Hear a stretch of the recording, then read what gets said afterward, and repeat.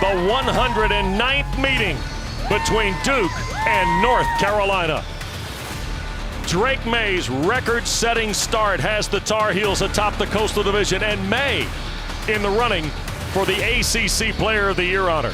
Meanwhile, here in Durham, Mike Elko's first season of embracing the grind has been productive. And Riley Leonard is the signal caller. He'll entrust the football tonight. But what they're battling for is what generations of Blue Devils and Tar Heels have battled for, the victory bell.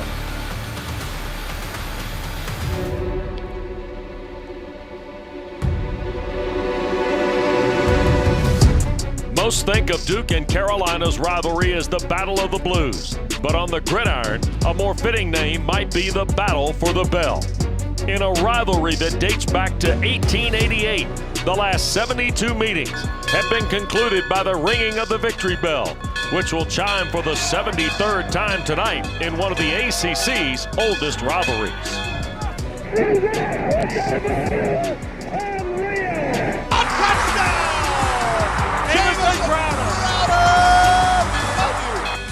Intercepted! Holy cow, Carolina's gonna win! Light that bell tower blue and give us that victory bell back! You gotta come out of this locker room, hair on fire, ready to go.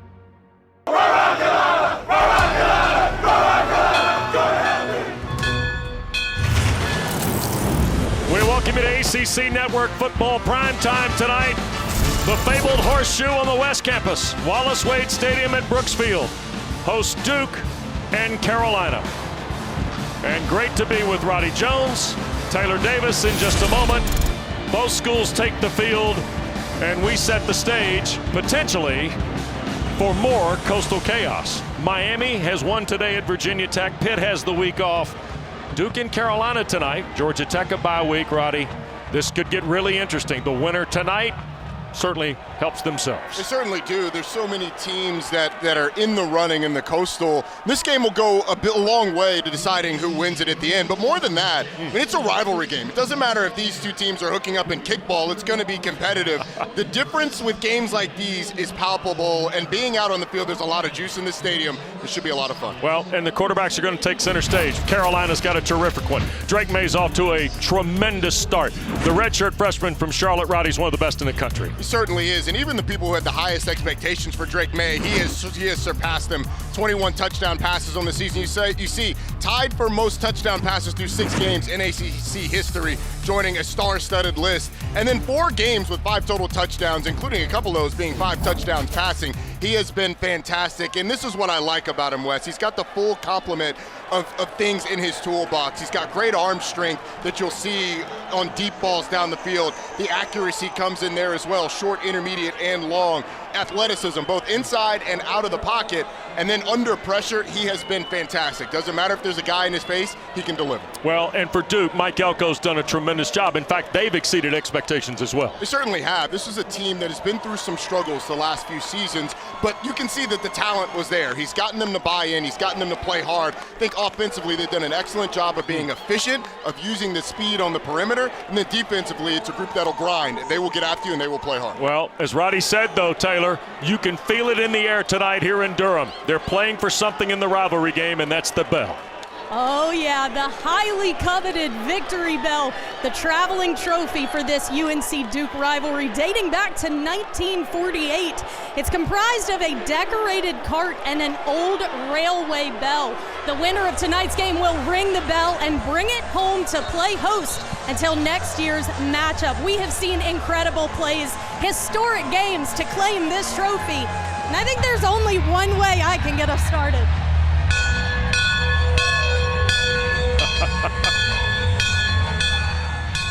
Well, Mack Brown has won 11 straight of these Duke Carolina games. He lost his first 2 in his first stint, Roddy, 1988 and 1989.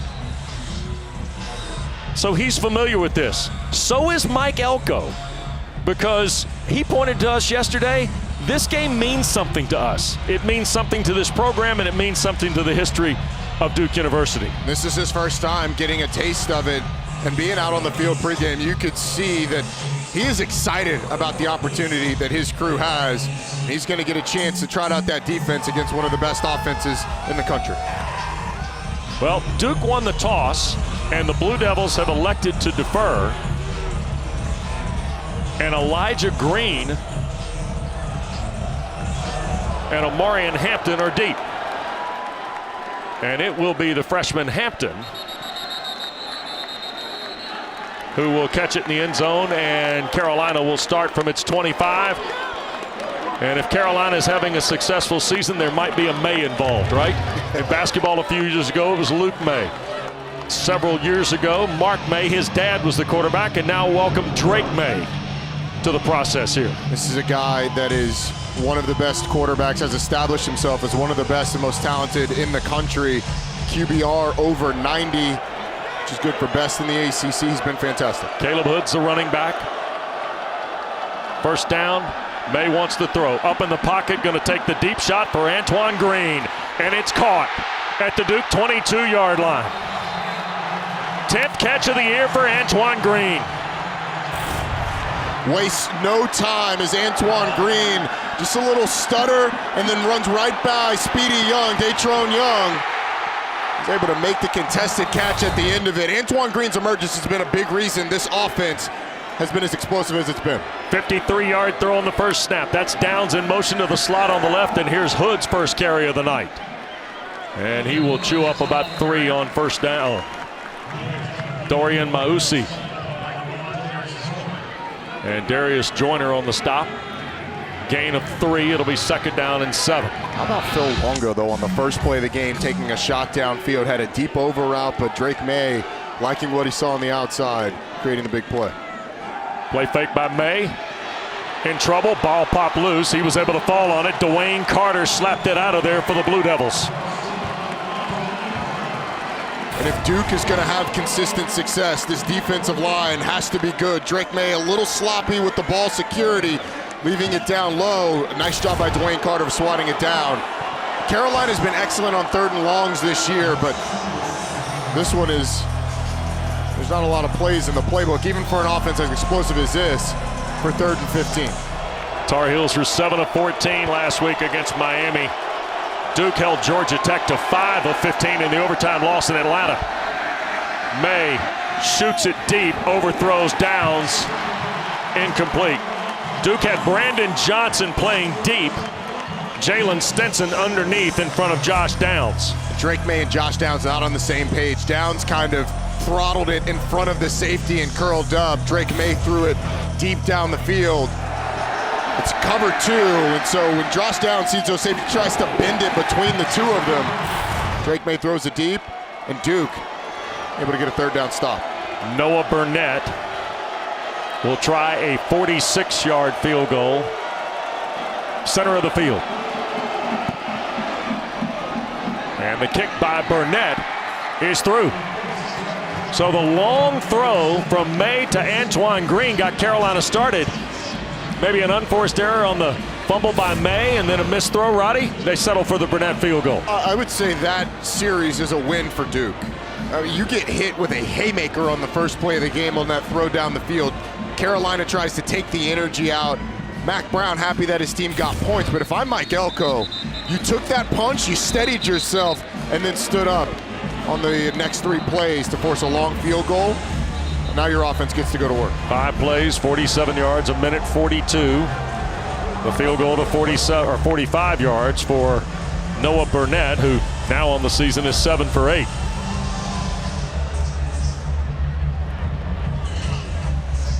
Jalen Stinson will return the kick of Burnett.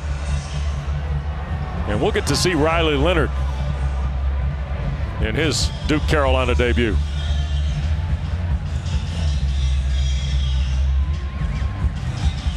You think that favors Duke a little bit to hold Carolina to a field goal, Roddy? Yeah, anytime you can hold this Carolina offense to a field goal, it is a benefit. But Duke played 4 plays on defense. 3 of them were good. One of them was a long pass down the field. So yeah, I think all in all, it makes that Duke defense feel pretty good. Burnett going to hammer this. Stinson will not even offer a return. And the Blue Devils with Riley Leonard will begin from their 25-yard line too. We didn't know what to think when Riley Leonard bested Jordan Moore to win the Duke quarterback job in training camp. But after visiting with Kevin Johns yesterday, so far so good for this young man from Fairhope, Alabama. And I think Riley Leonard has been one of the big surprises in the league, alongside the guy that he's facing, Drake May. With his ability to command the offense, I think his short accuracy has been fantastic this season, and he is a great athlete at the quarterback position. Jalen Coleman is out again tonight for Duke, so Jordan Waters starts with Leonard in the backfield. Quick throw, and this is Calhoun, who juggles and holds on to it, and he'll pick up 15, almost 16 on first down to the 41 before DeAndre Boykins makes the stop for Carolina. Jalen Calhoun missed the majority of that game last week against Georgia Tech, and I thought this offense really struggled without him. He's taking himself off the field, kind of grabbing that hand. You hope that if you're a Duke player, you hope that he's okay, because this offense had a tough time moving the ball the majority of time against the Jackets after he left the game. Eli Pancol to the top of your screen has come in to the field side. Pair of receivers here to the boundary for Riley Leonard. And Waters will try the right side. And he will hit for 4, maybe 5 on the play before the Tar Heels make the stop. So that last catch with Jalen Calhoun, you saw the bobble there. It seems like somewhere in there hurt that hand. Exactly see where it happened, but he's back out on the field. Yep, there's Calhoun. 165th catch of his Duke career started the ball game for them. Second down after the Waters run and the stop by Murphy. Here's Leonard pushing it to the left side. Riley turns upfield and will cross midfield for a Blue Devil first down. Desmond Evans rides him out of bounds, but Riley Leonard shows you his skill set here, Roddy. Well, UNC plays this great. Cedric Gray takes away Nicky Dalmolin, that's who Riley Leonard was looking for. Desmond Evans just gets outrun to the perimeter. Riley Leonard able to convert the first down. That's where he's so dangerous, when they can get him out on the edge. And there's not a defensive end around that's going to be able to run with Riley Leonard. Terry Moore's come in the ball game, a young freshman they're excited about from Little Washington, North Carolina, with 7 carries and 36 yards on the season. Blue Devils first snap in plus territory, and this is Moore to the perimeter and a first down for Duke. Cedric Gray takes him out of bounds at the 34. And Moore's second catch of the year, Roddy's a first down. Just get the outside receivers kind of running off. There's a natural pick that happens with Cedric Gray. Flip it out to Moore in the flat. And with Jalen Coleman out, I'd expect to see Moore get involved to try and create some explosive plays. Calhoun and Samir Hagans, the 2 slot receivers, to the field side on this 1st and 10 play.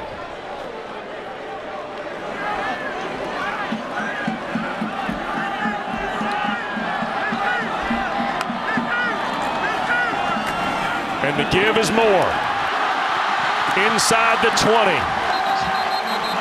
First he catches a pass, and now Terry Moore runs for 14 and another Blue Devil first down. Kevin Johns told us he's the fastest back in that group. Riley Leonard rides this thing a long time before eventually handing off to Moore. Did some good blocks out there on the perimeter. They put 3 receivers to the field on that one, and both corners traveled with the receivers, which gives you a clue that it's man-to-man. Those receivers, when they run deep, takes the defensive backs out of it. You get the seal on the outside and a big play. 3 receivers set with Pancol. That's Dalmolin, the tight end, in motion. And here's Leonard. Tried to keep it, and will squeeze off 2, maybe 3 yards on the play. It'll be 2nd and about 8. Desmond Evans, the stop for Carolina. This has been a good drive for Duke, and this is sort of indicative of who they are. They're a very good 1st and 2nd down team, and they're very good at creating 3rd and medium to short. They've had the lowest percentage of 3rd and 7+ in the league this year because of their success on 1st and 2nd down. They don't give up tackles for loss. They don't give up sacks. It makes it really hard on defense. Here's the other thing, Roddy. They're working the clock, too, here with this possession and advancing the football to that. That's very intentional. Leonard, pressure coming around him. He'll bail, inside the 10. Leonard to the 3 and down to the 2. First and goal for the Blue Devils on a terrific keep by Riley Leonard of 16. Watch the middle of your screen. A hole the size of North Carolina opens up, and Riley Leonard takes advantage of it. And that's what makes them so hard. I mean, Carolina covered that well down the field, but you don't keep integrity in your pass rush lanes, and hole opens up. And Leonard's able to get down inside the 5-yard line. And look, field goals are not going to win this game. When Duke gets these situations, they're going to have to punch them in. Blue Devils trying to score on another first possession to start a game, Roddy. And now Mike Elko wants a timeout.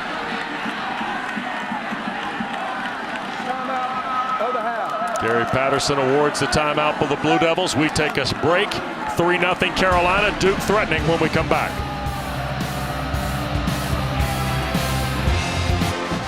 Well, Riley Leonard and the Blue Devils get ready for their 8th snap of this opening possession, Roddy, trailing 3-0. But this 8th snap, they've had plays of 15, 15, 14, and 16, and now it's first and goal at Carolina's 2. They stayed on schedule. Now they have an opportunity to punch it in, which would be huge.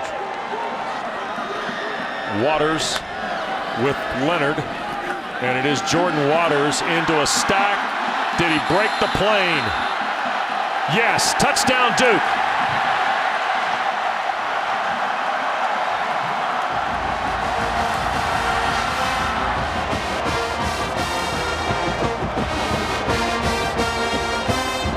What a statement drive for this Duke offense. 8 plays, 75 yards.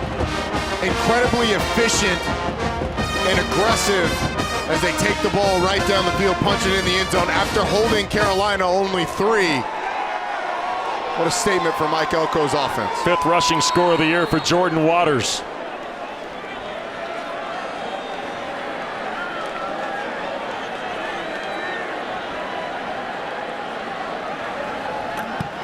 Charlie Ham makes the lead 7-3. Duke's now outscored their opponents 73-13 in the first quarter, Roddy. And they run right behind the extra offensive lineman, big number 4, Brian Foley, mixing it up. Usually plays guard. They stick him on the end of the line of scrimmage. You get a nice push. Then Jordan Waters keeps driving those legs, powers into the end zone for 6. And you know, when you're at home in one of these rivalry games, to have some success early, keep the crowd into it, especially when you're up against a potent offense on the other side, it's big for that team. Wow, look at that. 13-1 when scoring a touchdown on the opening possession. That's pretty good. So now, Mack Brown's Tar Heels' second possession. We'll see them trailing 4 after the Duke touchdown drive. There's the National Football Foundation College Football Hall of Fame coach, who's second to Nick Saban among active coaches in wins with 270 entering tonight. Carolina will start from its 25. Let's go downstairs. What you got, TD? Yeah, well, like you both mentioned, Duke holding UNC to a field goal on that first drive really energized this Duke sideline. Offensive coordinator Kevin Johns told us this week, we haven't scored as much as UNC all season. We know we're going to have to match them. So for the defense to set the tone early really provided some confidence for the offense, and they were able to execute accordingly. Riley Leonard's first quarter production in the pass game also continues to just be a thing too, Roddy. Certainly does. Terrific numbers. Now can May and the Tar Heels return the serve? First down. Tried to go to Josh Downs just off his fingertips, and Joshua Pickett nearly ran into a pick. There's a lot of freedom for these receivers in this offense. Josh Downs probably has the most of any of them, but I'm not sure why he settled that one down. It was man-to-man. He had a guy on his back. Drake May expected him to keep running. He shuts it down and ends up incomplete. Duke with a 3-man front. Another quick throw. This is Downs again. A little circle out to the 35 and a first down for Carolina. 29th catch of the year for Josh Downs. The short area quickness of Josh Downs is impressive. He catches that ball, gets right around the defender, and is able to knife up the field. Exciting to watch. Here is May, going to keep it. Called draw out of the Tar Heel huddle, and whoa! Mausi with the big-time tackle on May. No flag as Carolina reaches the 42. Second down. Goes up high, kind of wraps May up around the neck almost. Tar Heels with a quick snap here. May to his left. Now we'll get the first down and slide safely with Shaka Hayward trailing at the 48-yard line of the Blue Devils. Stop the presses, Wes. We've had a Carolina quarterback slide for the last few seasons between Sam Howell and Drake May. Not a lot of sliding going on, but there was a lot of talk this week with the coaching staff with Drake May about protecting his body because the team is better with him at quarterback. Here comes May. Little shovel pitch, and this is Caleb Hood, and he will crack near another first down inside the 39 to the Blue Devil 38. By the way, that's another second-generation Tar Heel, Caleb Hood. Former high school quarterback, Roddy, turned running back in Chapel Hill. He's really started to emerge. If he can stay healthy, they feel really good about his progression. 2-by-2 look. Hood will get another crack at it left side this time, and Hood inside the 30, 25 of Duke before Darius Joyner, the transfer from Western Illinois, makes the stop. So really nice job by Awesome Richards and Spencer Rollin of opening up that hole for Hood. 13 more. Hood gets a third straight carry, and he will battle just inside the 23.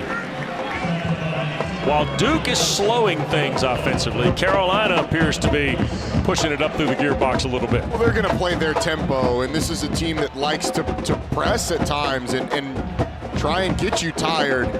With their ability to run the football, if they can sort of get that going, they've been a great rushing team since Phil Longo and Mack Brown arrived. They have not been quite as good this season. If they can get that going, it'll help take that offense to the next level. Here's Amarian Hampton spelling Hood and hammering away inside the 15. Another Tar Heel first down at the Duke 13-yard line. The freshman Anthony was the closest defender to Amarian Hampton. 10-yard run and a first down. Almost like on this drive, Phil Longo has decided to see if Duke can stop the run. We saw quarterback draw. We've seen a number of carries of both Caleb Hood and now Amarian Hampton. I would keep at it, keep challenging this Duke front.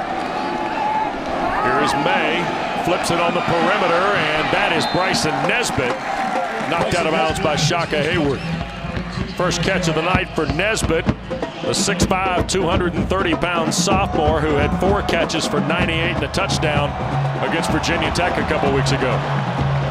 Listed as a tight end.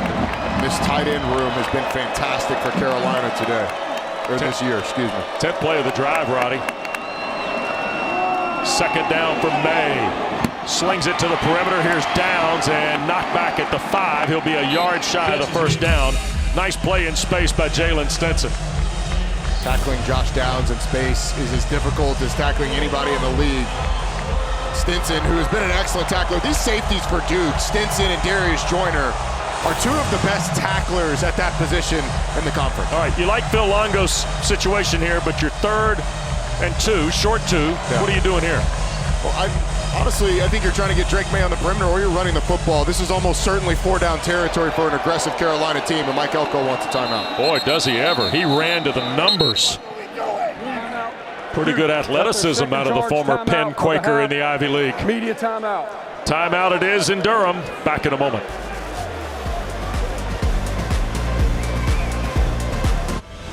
ACC Network College Football Primetime is brought to you by Cabinets to Go.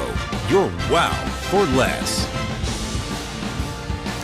Roddy, you know why we have rivalries, right? It's when things like this happen. 1989, Steve Spurrier.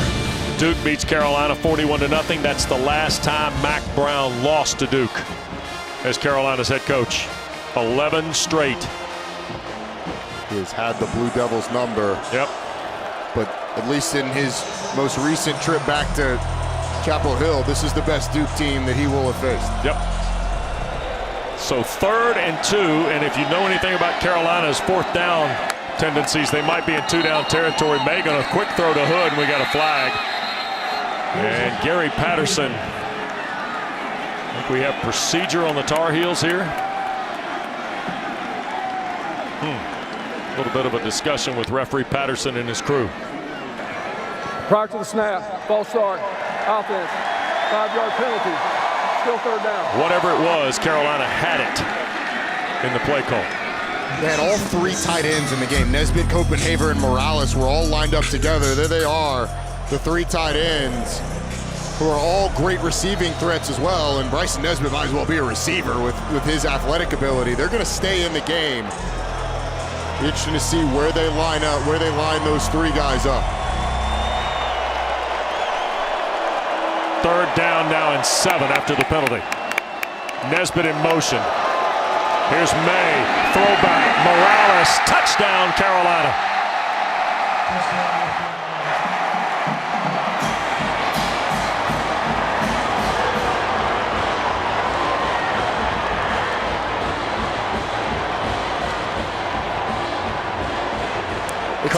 It's a beautiful play design, Wes, by Phil Longo. Keeps all 3 tight ends in the game. You line up 2 of them to one side. Use Bryson Nesbitt almost like a slot receiver with the fake jet sweep. Morales just drags back across the flow. It's a touchdown. Burnett to give the Tar Heels a 3-point lead. Well, after Duke drives down and gets a touchdown, Carolina responds. 11 plays, 75 yards, and this touchdown pass from Drake May to a wide open Kamari Morales. Carolina up 3.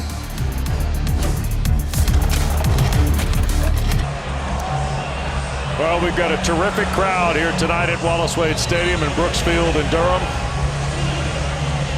And Roddy, they've come wearing all shades of blue tonight. Royal blue and light blue, even some navy blue sprinkled in. A few folks in white shirts, right?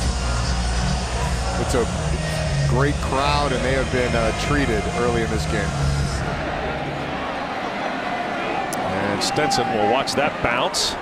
Let's get back to the May to Morales connection here. There's a lot going on here. So you've got 2 tight ends. John Copenhaver pushes up the field, and Kamari Morales just drags across. When you get Bryson Nesbitt across the formation, Dorian Mausi gets kind of caught in between. He's responsible for Morales. So he kind of pushes Copenhaver out. Morales is already gone. Eyes in the backfield. Morales ends up wide open for a touchdown. It's a nice job by Phil Longo of using a personnel grouping, 13 personnel, 1 back, 3 tight ends, treating it like 12 by using Bryson Nesbitt as a receiver. Here's the 24th snap of the ball game between the 2 schools. We've already had 10 plays of 10 yards or more. And Leonard bailing from the pocket to his left. He'll turn it upfield and get 4 on the scramble. And they'll measure it for the 29. So 2nd and 6 coming up. Kevin Hester was angling him out of bounds for Carolina. Riley Leonard's legs have been the biggest weapon for this Duke offense so far. Carolina loses contain on the pass rush, and it leaves an acre of space for Leonard to pick up a nice chunk on first down. Well, Hester first, and what power Eccles in full sprint for Gene Chizik's defense. That's Calhoun in the orbit. They're going to hand the ball to Moore. He'll slip through. Terry Moore, and the touchdown saving tackle was Jabari Ritzie. Or else the young freshman from Little Washington, Roddy, is standing in the horseshoe of the end zone. He's going to hit his head on the goalpost. It's actually a nice job by Ritzie of pursuing the play. Moore made Cameron Kelly miss in the hole, and it was nothing but green grass. The 290-pound defensive end was able to track him down. Great pursuit. Terrific run by Moore, who had just 7 carries for 36 yards, had 5 for 30 in Atlanta last week against Georgia Tech. Duke at its 46. And Moore again. Tar Heels stay home, play it well that time. Back to the line of scrimmage. Noah Taylor, who has been a terrific grad transfer for Carolina defensively with Eccles and Gray at the linebacking spot, Roddy. First guy there. And I think if this Carolina defense is going to continue to grow, Noah Taylor has to assert himself as one of the best edge defenders in this league. He's shown flashes of it. Really nice pass rusher, big, long. And it's really sort of this whole defensive line. There's a lot of talent there, a lot of potential there, I should say. If they can improve their game, then this defense can hold up their end of the bargain. 2nd and the full 10 here for Leonard. Calhoun the catch, but Gray not having it and throws Calhoun out of bounds, and a flag coming on Cedric Gray.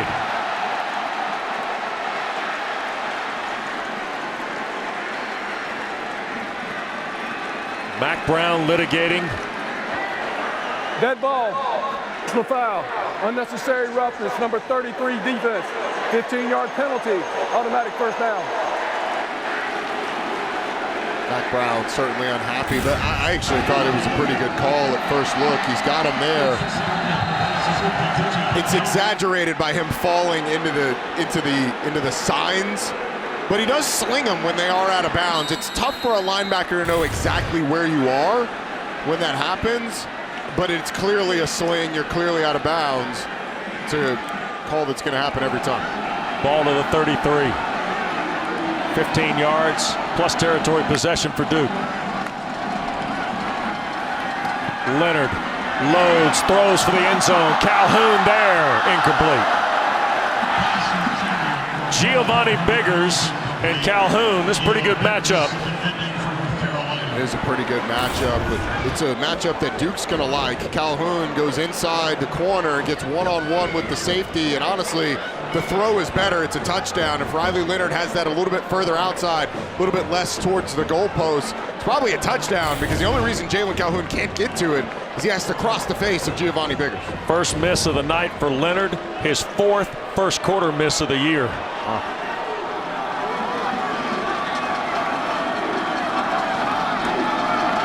That's Bowen Sims in motion. Leonard wants another shot.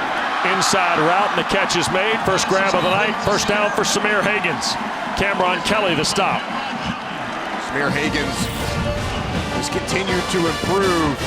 Little RPO. Riley Leonard pulls it, slings it down the field. Samir Hagans had the punt return for a touchdown last week against Georgia Tech. He's got incredible speed. And I think as the season goes on, he's going to continue to emerge for this Duke offense. I remember we were here early in the year. Kevin Johns was talking about finding a way to get him more integrated in the packaging. It's just taken a few weeks. And it's part of the growing and maturing of this offense. Riley Leonard raved about him as well. First and 10 for the Blue Devils. On the perimeter, Dalmolin. And he will pick up about 3 on the play. Tony Grimes the stop, and of course, the Tar Heels have 2nd and 7 coming up, and Gene Chizik, a booth or two down from us here tonight. The assistant head coach for defense, Charlton Warren, and Tommy Thigpen are technically the co-defensive coordinators, but we spent a lot of time yesterday with the former head coach at Auburn. He's always a pleasure to catch up Absolutely. with our former colleague here at ESPN, but he talked to us about the defense just continuing to evolve and simplify. Leonard cracks the 15. He'll be short of the first down, so 3rd and a yard awaits the Blue Devils, and if they choose, that could be the final play of the first period. Riley Leonard's toughness is something that I think is underrated.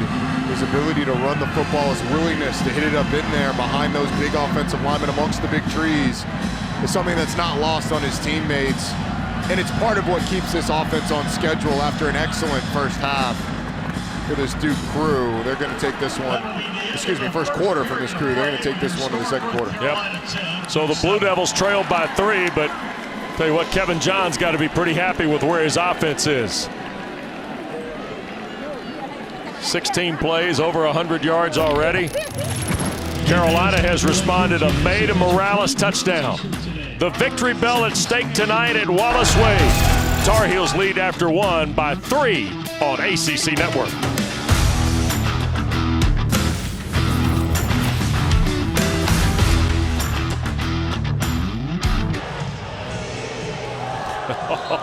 Got to start them young, Roderick. Man, you got to start them young. Most of the stadium holding their breath right now. Mike Elko in the middle of his first victory bell game. His team starts 3rd and 1 in quarter 2 off Carolina's 13-yard line. You see Big Foley, the converted guard, wearing number 4 on the wing at the right. They hand to Waters, and he will have the first down. That play is pretty well defended by Carolina, but because Duke does most of their work on first and second down, it makes it so tough. Or even if you defend a play well, that defensive line did a pretty good job of just a plunge forwards, able to move the sticks. This second quarter has been pretty rough on both clubs from an opposing scoring perspective. Duke's opponents have scored 37% of their total points in quarter two. Carolina, 36% of their opponents' points have come in quarter two. Here is Waters, and right toward Power Eccles. And then had some help from Cameron Kelly. There's Eccles, if he doesn't play linebacker, Roddy, I don't know who does. His name is Power Eccles, and he's got no gloves, the sleeves on, the cowboy collar, knee brace. I mean, the man just looks like he's held together by pure sheer will and duct tape. And he plays like it too. He is a fun player to watch with the wrist splints. He's a good player. He and Cedric Gray have done a great job in the middle of that defense. 11th play of the drive here. Leonard wants to throw on the perimeter. Calhoun the catch. He'll slip down at the 5 with DeAndre Boykins, who closed the show last week at Miami with the interception making the stop. Watch Boykins at the very end of this route. There's just a little hesitation when Calhoun catches the ball, thinking that he might turn back inside, and that's what creates the space to let Calhoun get a couple extra yards. Yeah, Boykins just goes ahead and trusts it inside out, goes and makes the tackle. Maybe he prevents him from getting a couple extra, but still pretty good coverage there by Boykins. Yep. Well, he and Downs are fun to watch in short space, right? They are. Jalen Calhoun, Josh Downs, two of the most exciting guys in the slot in the league. 3 to the field on third down for Leonard. To his right, Leonard has room. Wow, a big lick. Cedric Gray flips him over at the 2. It'll be just short of the first down. Cameron Kelly also there. Fourth down. And Mike Elko wastes no time. It looked like there was going to be a walk into the end zone, and Cameron Kelly closes the space and ends up flipping Riley Leonard. And this is something we're going to see a lot today. The offense is staying on the field, going for it on fourth down. Mike Elko took us through his process. They talk about this early in the week. When you cross a certain yard line, fourth and usually 4 or less, they're going to go for it. They're going for it here. Duke 7 of 11 on fourth down. Carolina's not been great defending him. Here's a quick throw. Calhoun cannot haul it in. The Tar Heels get the hold.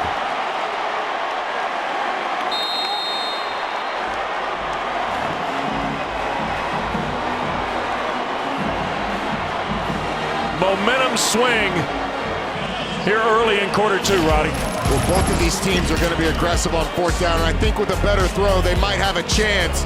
But after a long drive, the Carolina defense forces a fourth down, gets off the field.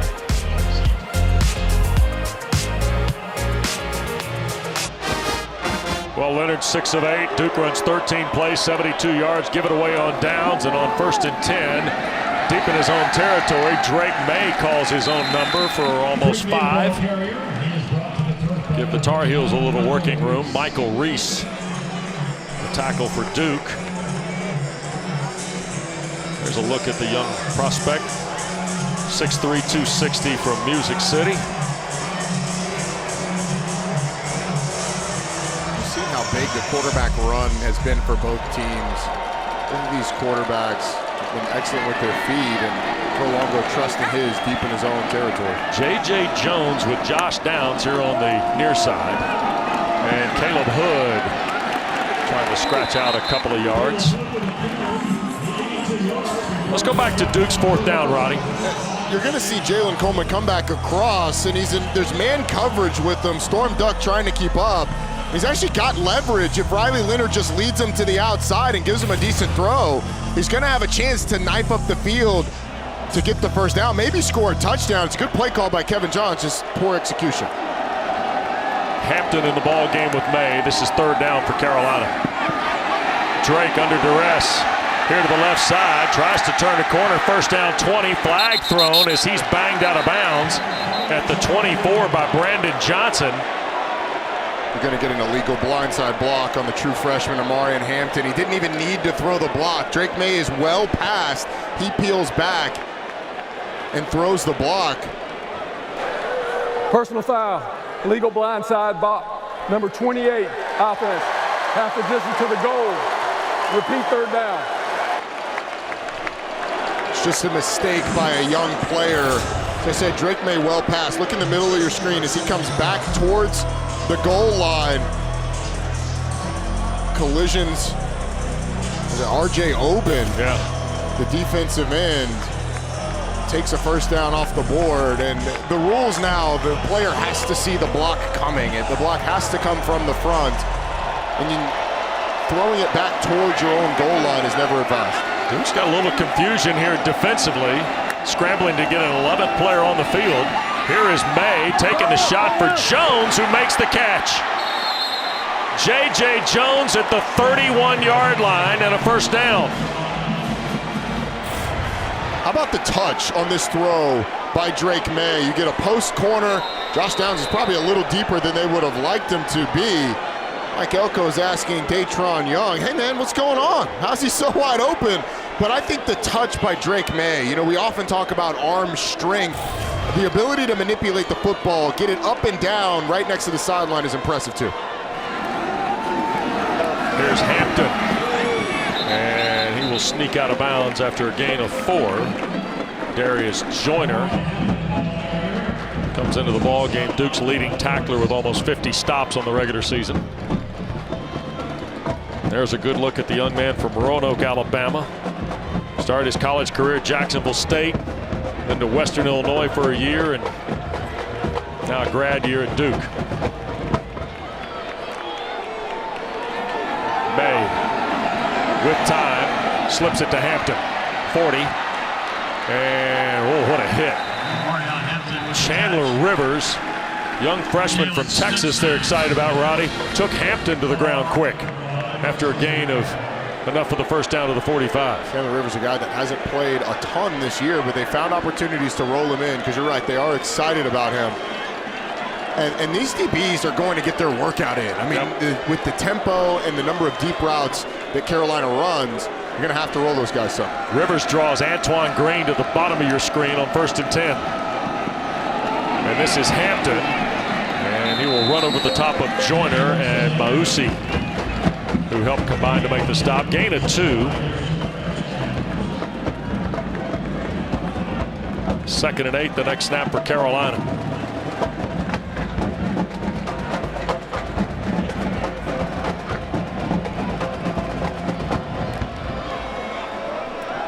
Maye gonna move the pocket to the left, wants Green back here at the near side, and incomplete. He got taken off the point, Roddy, it looked like, on his initial drop.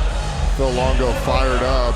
I think he wanted Drake Maye to take the shot initially, but looked like Maye was a little spooked by a couple of Duke defenders back there. But part of the thing that makes this tempo work for Carolina is the fact that Phil Longo, the play caller, signals everything in himself.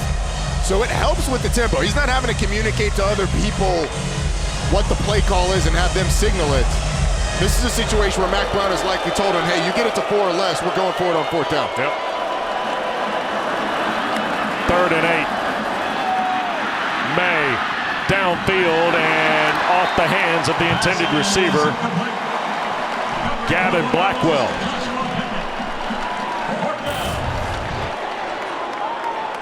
And Carolina, after Maye misses for the 4th time tonight. Blackwell had an opportunity, just got into his body. When you're going down like that, so hard. She gets Carolina coming out to punt the football. This one a little too far outside of the range for Mack Brown. The Irishman, Ben Kiernan, to punt. And False start. Number 16, offense. 5-yard penalty. Still 4th down. with Jalen Calhoun waiting, Carolina whistled for a false start. And Roddy, given the way Samir Hagens returned punts last week, look, Calhoun's legit. He's got a terrific resume at this, but Samir Hagens was playing with the hot hand, wasn't he? He was. He got a great one to return. Duke will watch this hit. And the Tar Heels will touch it up inside the 15. Drew Little, the long snapper, handles it. Timeout in Durham.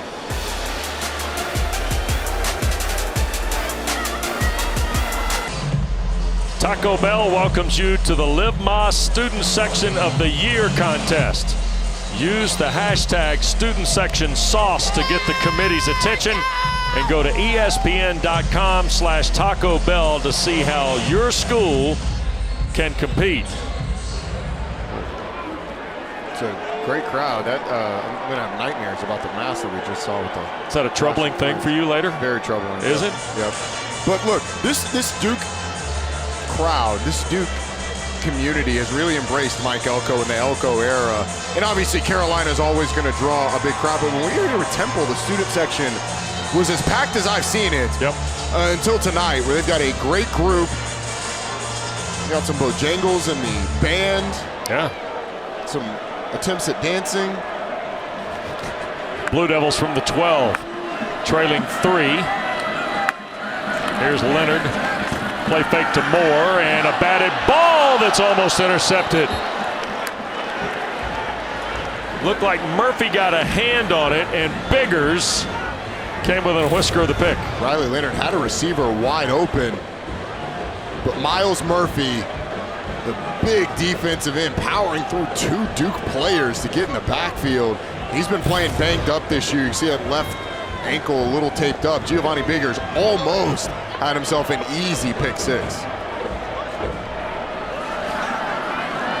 Second in the full 10 for the Blue Devils. And this is Moore. And boy, Tar Heels rally. That's Murphy again, Roddy. Junior from Greensboro, who had 38 tackles, 9 for loss a year ago. Had just 3 in his last couple ball games. He's made back-to-back impacts here. His star potential, but has been a little gimpy during this season. He's getting more healthy. Those last 2 plays show you. And this Carolina defense, you've got Duke in a 3rd and long for the first time today. You have to be able to get off the field after Duke just forced a punt. Noah Taylor's got 3.5 sacks. He's at the top of the defensive line. Leonard to his left. Taylor in pursuit. Leonard throws. It's caught. First down for the Blue Devils. Out at the 27, Jordan Moore on the grab. Riley Leonard actually had Jalen Calhoun down the field if he wanted it, but creates with his legs, escaping the pocket. Noah Taylor spying him, but Leonard staring down the sideline, able to deliver. This is Jalen Calhoun, one-on-one down the field with Tony Grimes, had a step, but still able to convert. And that's a big one for Carolina on defense. 3rd and 10, you give it up. And this Duke offense continues to roll. Pancol and Calhoun to the left. Moore here to the field side. And this is Jaquez Moore. He'll turn the corner. First down to the 40-yard line before Power Eccles makes the tackle. 13-yard run for Jaquez Moore from Live Oak, Florida. Duke's had some success getting out there on the edge of North Carolina in the run game early. But that's why those 3rd and 10s are so big for both teams, because both teams do such a good job on 1st and 2nd down, where you're not going to get a ton of 3rd and long opportunities. Kevin Johns, I think he has done as good a job as any coordinator in the league this year with this Duke offense, turning them into a unit that is very, very efficient. Terry Moore's come back in the game with Leonard. Here comes pressure. Leonard in trouble and cannot get away from the blitzing DeAndre Boykins, who got just enough of Leonard, and Duke loses ground back to the 26. It's a nice job of just keeping Riley Leonard in your sights, diving at anything and scraping his feet. And I actually think Riley Leonard probably tried to do that spin a little too early, because if Boykins is a little bit closer, then he doesn't have time to recover. But even with the stumble, he's able to swipe at the feet of Leonard. 2nd down, 24 now, after the first sack of the night for Carolina. Leonard straight ahead. 35, 40, and Leonard's loose. Riley Leonard, 30, 20, 10-5, touchdown Duke.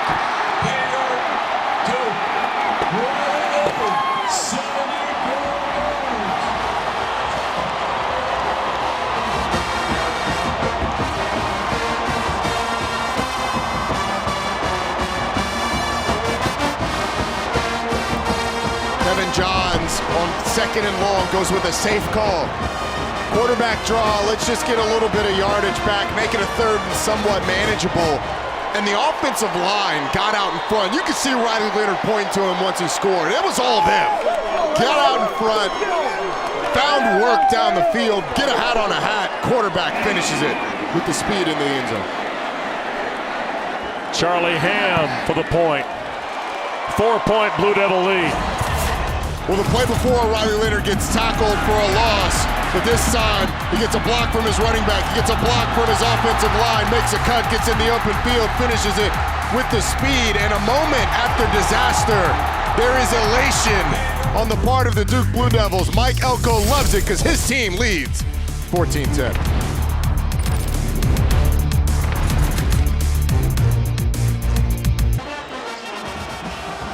Well, Riley Leonard and Duke back in front 14-10 after the Blue Devil quarterback went 74 yards.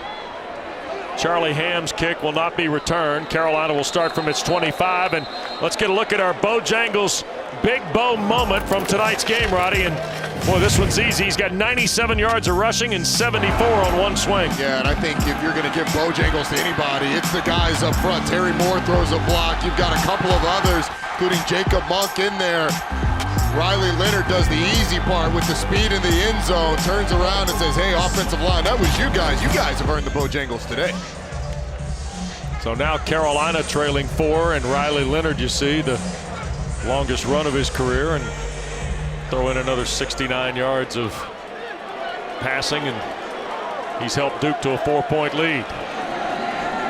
Now May and the Tar Heels. We get a delay of game here? Sure did. Delay of game. Wow. Offense, 5-yard penalty. Still first down.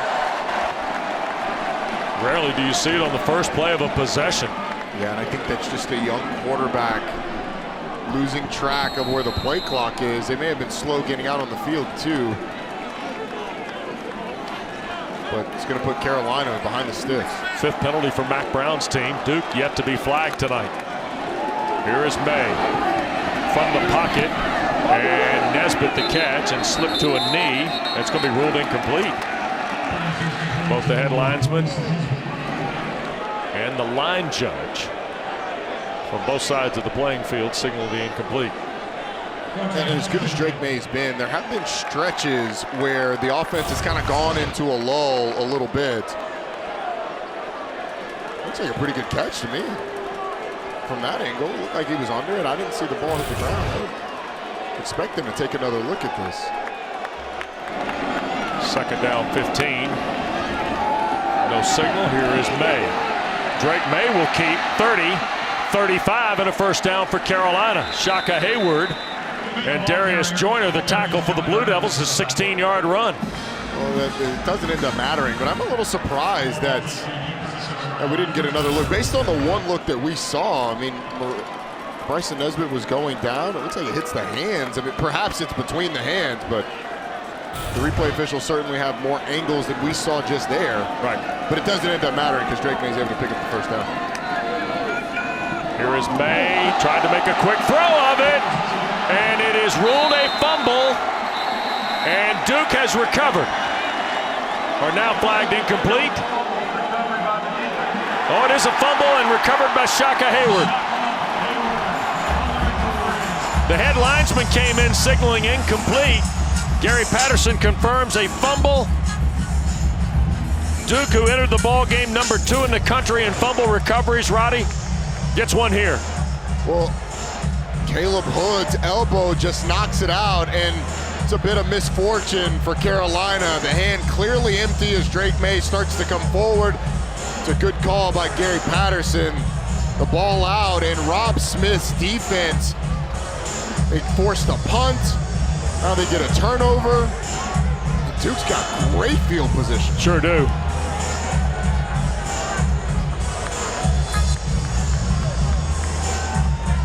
They're going to review the play. For the time being, the Blue Devils look like they have it near Carolina's 35.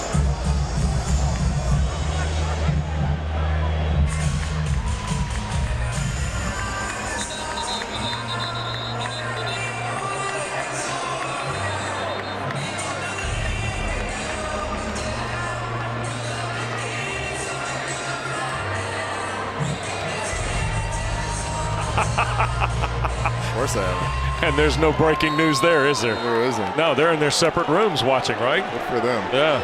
More coming up at the half with the ACC huddle. After the fumble, Duke takes over, plus territory, Carolina 33. And on the edge, this is Jordan Waters. Flag thrown behind as Waters is brought down at the 16. Neighborhood of a hold, perhaps, against the Blue Devils. Holding, number 63, offense, 10-yard penalty, repeat first down. That's on Jacob Monk, who's starting at left guard for Maurice McIntyre. You're going to see 63 right here. That's where the hold's going to be. Defender trying to release. It's just got Cedric Gray kind of around the shoulder pad. It's not much, but it's so long that I think that's where he gets called. And Jacob Monk's done an excellent job. After Maurice McIntyre went down, he bumps out to right guard. Chance Lytle flips over to the left side. Jack Burns slides in. But Monk has been one of those guys who has graded out the highest on this offensive line, a real leader, a captain for this team. Samir Hagans, Nicky Dalmolin to the left side. Two receivers. Moore and Calhoun here to the right. Leonard wants to run, tries to slip, spins through, and Riley Leonard to the 30. And we go under 4 minutes. Second down coming up for the Blue Devils. Don't forget, coming up tonight, 11 Eastern following our coverage approximately. The ACC Huddle Crew, the complete wrap-up of our game here in Durham, the whole day in the conference. Highlights, analysis, interviews, you name it. Jordan Cornette, Eric McLean, EJ Manuel, Coach Rick in our ACC Network studios. EMAC and EJ usually sit next to each other. You think they're doing that today? No, sir. Not right now. They may have earlier today. Yeah. Here's Leonard now, second down and a half dozen. He'll hand to Waters, running room to the left side, and a first down for Duke. Big lick from Cameron Kelly, but a Blue Devil first down. Duke only has one timeout, by the way, as we wind our way down this first half. Yeah, Mike Elko having to use the other two earlier. Check out this hit, though, by Cameron Kelly. Better watch out. If he'd have made contact with the helmet there, with the crown of the helmet, the head was down, would have been targeting. So just, it's probably a coaching point for later on. Gets away with one there. But how about Duke? I mean, they get behind the chains, and they're still able to get a couple of plays, get a first down without having to get to a third down. That's Calhoun in the orbit. Waters slips through the tackle behind the line. Kelly another tackle. This one at the 14-yard line. And we've got an injured Tar Heel in the secondary. And it is Cedric Gray, the linebacker, who is shaken up.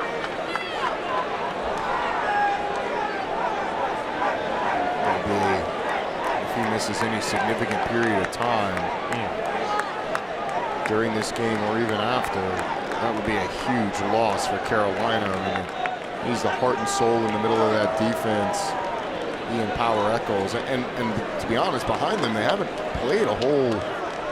The guys behind them haven't played a whole lot. Ra Dilworth played 50 snaps this year. Randy Caldwell's only played 10. It's taken out by a teammate. Yeah, Biggers. Hope that he's all right. Sometimes those are scarier than they are painful. Like you get an initial thing of pain and then you just lay down to make sure you're okay. You do the check, the checklist. My ankle okay? Can I move it? My knee okay? Can I move it? Well, Duke has taken the moment to huddle. Let's check with Taylor. Well, guys, I spoke with Riley Leonard this past week coming off the Georgia Tech game, which he said was his worst game. And I asked him how that affected him. He said, I think it actually made me more competitive competitive because I hated how it felt so much. He said, if I had made fewer mistakes, I believe we would have won that game. It's up to me to put our team in better situations, and how I do that is not forcing as much. He said, I know I'm capable with my legs, but I have to be smarter so that everyone around me is more effective. He's done a really nice job of that today, Taylor. There were some missed throws in that game. Responded late against Georgia Tech and really built on that momentum today. So now 2nd down and 3. Leonard again will offer Waters the football. And he will dive toward the 10. I think that's enough for the 1st down. Roddy mentioned Ra Dilworth. He's the guy that helped out on the tackle. And now North Carolina has taken a timeout as we go inside of 2 minutes here. Should be enough for the 1st down, and it is at the 10-yard line. Don't forget, coming up tomorrow, Sunday Best on ACC Network features a volleyball doubleheader, 1 o'clock Eastern Time. Notre Dame welcomes Virginia Tech to South Bend. Then at 3, Syracuse and North Carolina. Both matches right here, part of Sunday Best on ACC Network, always available for you on the ESPN app.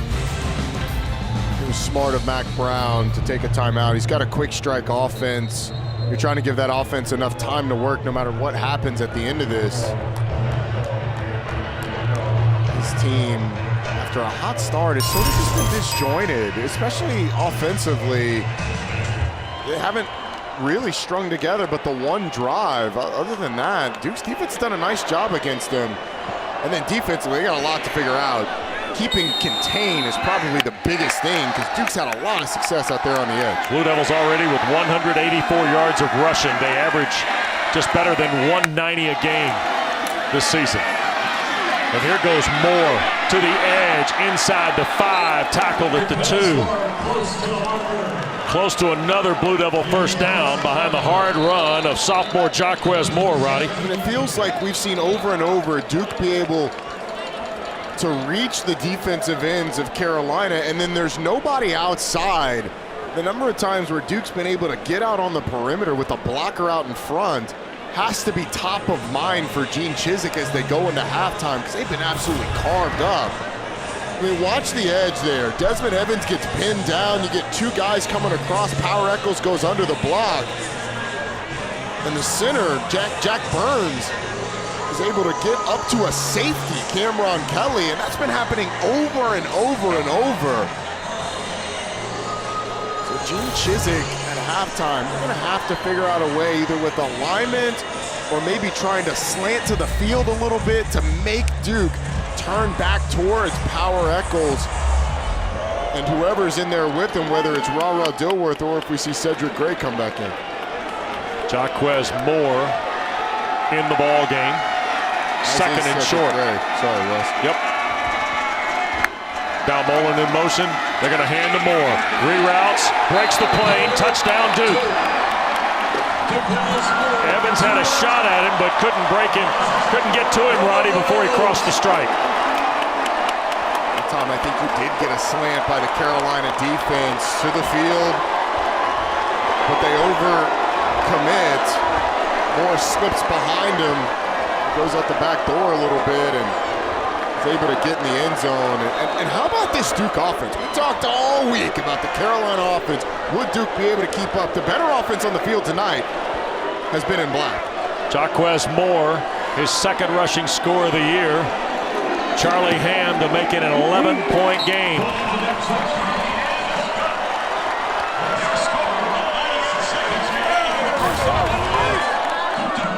This Duke offensive line moves a big defensive line for Carolina. Desmond Evans avoids the block, but he's on the backside. There's only so much he can do. How about Jaquez Moore? I think this running back room for Duke is a little bit underrated. They've got a bunch of guys. Jalen Coleman not playing tonight, but Jordan Waters and the 2 youngsters, Jaquez Moore and the freshman Terry Moore, form a really talented group that Kevin Johns has been able to take advantage of, and they are swag surfing. Trooper Taylor's involved. Yes, sir. He brings the swag all the time. He brings the riz. 3 touchdowns and 4 Blue Devil possessions here in the 1st half, Roddy. think the way they've done it too is the most impressive with long, sustained drives. There'll be no return. Carolina will have one timeout and 98 seconds to go in this first half. All right, if you're Carolina, Duke's going to get the ball first in the second half. And so cutting it to 21-17, I think is big. Obviously getting a field goal, you would take it. But after that first drive for Carolina, which had the big play, ended in a field goal, they had the long 11-play drive, but since then, 9 plays punt, and then the fumble. Yep, 3 plays and a fumble. And now from the 25, May, who's thrown for 117, gets his 8th completion in 13 throws. And it's a gain out to the 32-yard line by Bryson Nesbitt. I like the easy pitch and catch to get started. Let your quarterback see one in the hands of his receiver. Yep. Here's another one. This is Hood on the receiving end. First down, and Caleb Hood high steps out of bounds to the 43. Joshua Pickett there for the Blue Devils. Get closer to midfield. I would not be surprised to see Carolina take a shot down the field. They've had some success getting past these Duke corners. Blue Devils only rush 3, and that is off the hands, thrown slightly behind Nesbitt, the intended receiver. Shaka Hayward was tracing Nesbitt's steps, the Blue Devil linebacker. Now playing with 3 safeties deep, and just another example of Carolina, the quarterback, Drake May, and the receivers not on the same page. Drake expecting them to sit, Bryson Nesbitt continuing in a little bit further. A little game management here by Gary Patterson's team. His unit, they've got to get the ball spotted properly to the 43.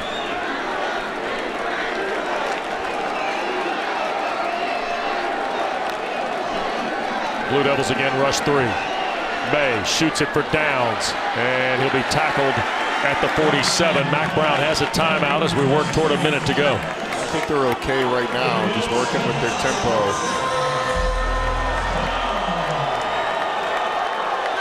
Another quick snap. Here's May to his right. Now he'll pump and dive for what should be the first down. At the Blue Devil 47-yard line, they will stop the clock to move the chains.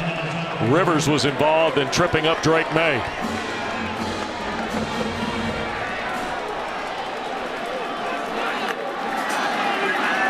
Here's May, pumps, now looks, deep shot, Antoine Green inside the 10, keeps his feet, steps out of bounds. He was able to, they measure it to the 12, Roddy. Terrific catch by Antoine Green. Well, it's a great catch, and he's actually forced out of bounds, well out of bounds, and then establishes himself back in the field of play, catches it right ahead of Joyner getting there. They tried to go cover 2. The DB, the corner did a nice job of forcing him to the sideline, but that made him so wide that Darius Joyner couldn't quite get over there in time. Here is May. To his left, he will keep it at the 10, the 5, and nicely step out of bounds. Did not go to the air, Roddy. I was holding my breath. I thought he was going to jump from the 5 after what we saw a week ago against Virginia Tech. But again, that's been part of the conversation with Drake May. Hey, you have to be smart about when you decide to do those things.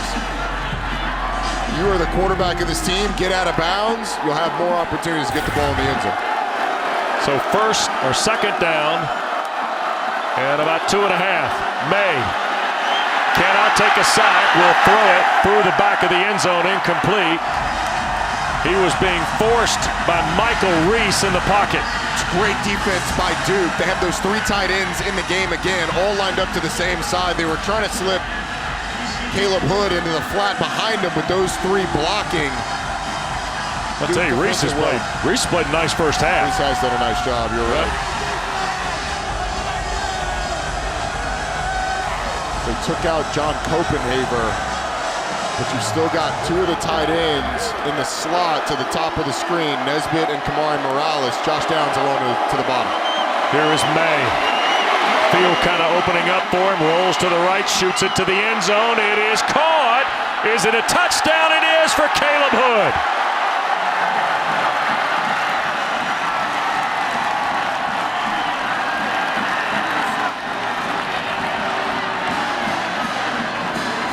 It's a statement drive for Carolina. They needed a response before halftime. They needed some success in this first half offensively to get back in a rhythm. Mike Elko disappointed, but this Carolina offense is as explosive as any. There's a little bit of a discussion there, it looked like, about going for two between Mack Brown and Sparky Woods, but elects to kick the extra point. And the kick is good.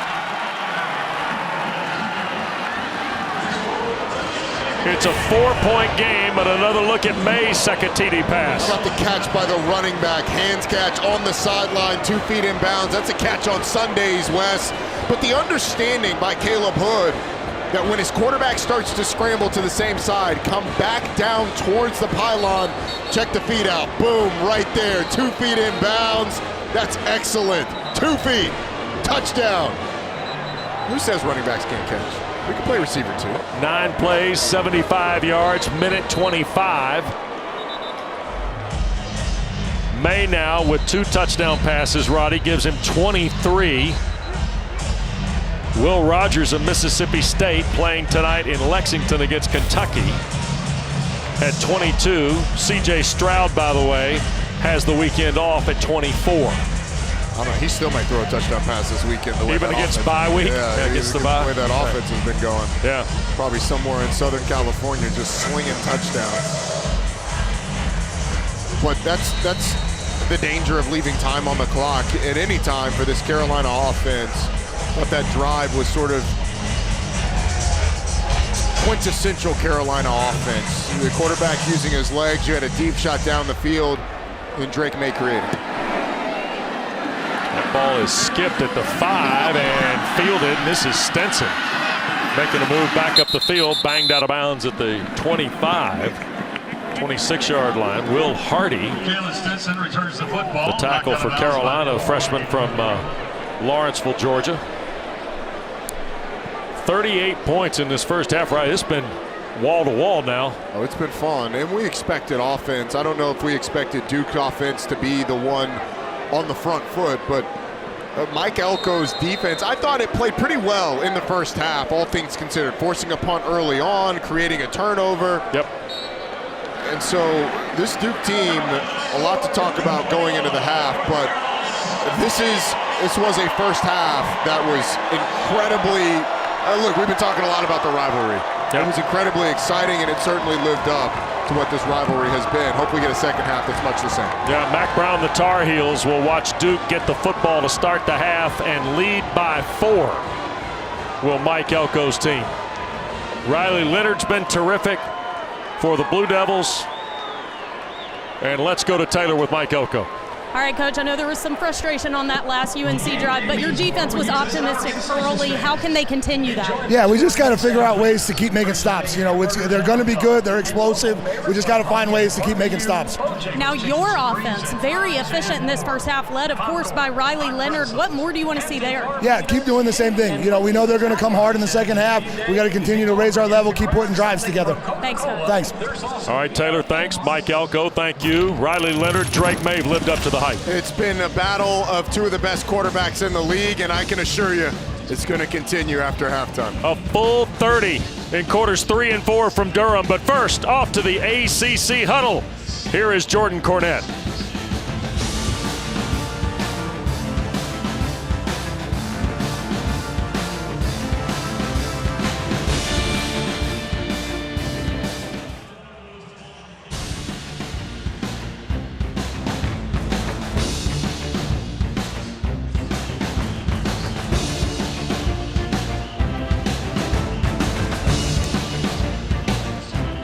We welcome you back to ACC Network Saturday night primetime, the battle for the victory bell here at Wallace Wade Stadium. Duke leads North Carolina 21-17 here in front of a full house tonight in Durham at Wallace Wade Stadium. Great to be with Roddy Jones, Wes Durham, Taylor Davis in just a moment. 38 combined points, 9 first half possessions. 6 scores, 5 touchdowns, a field goal, 20 plays of 10 yards or more. What else you want? Get ready for half 2. It's been exciting, a back and forth affair. Neither team really ceding much, both continuing to fight, but the offenses kind of took the story. And for Carolina, it was sort of big plays and mostly done through the air.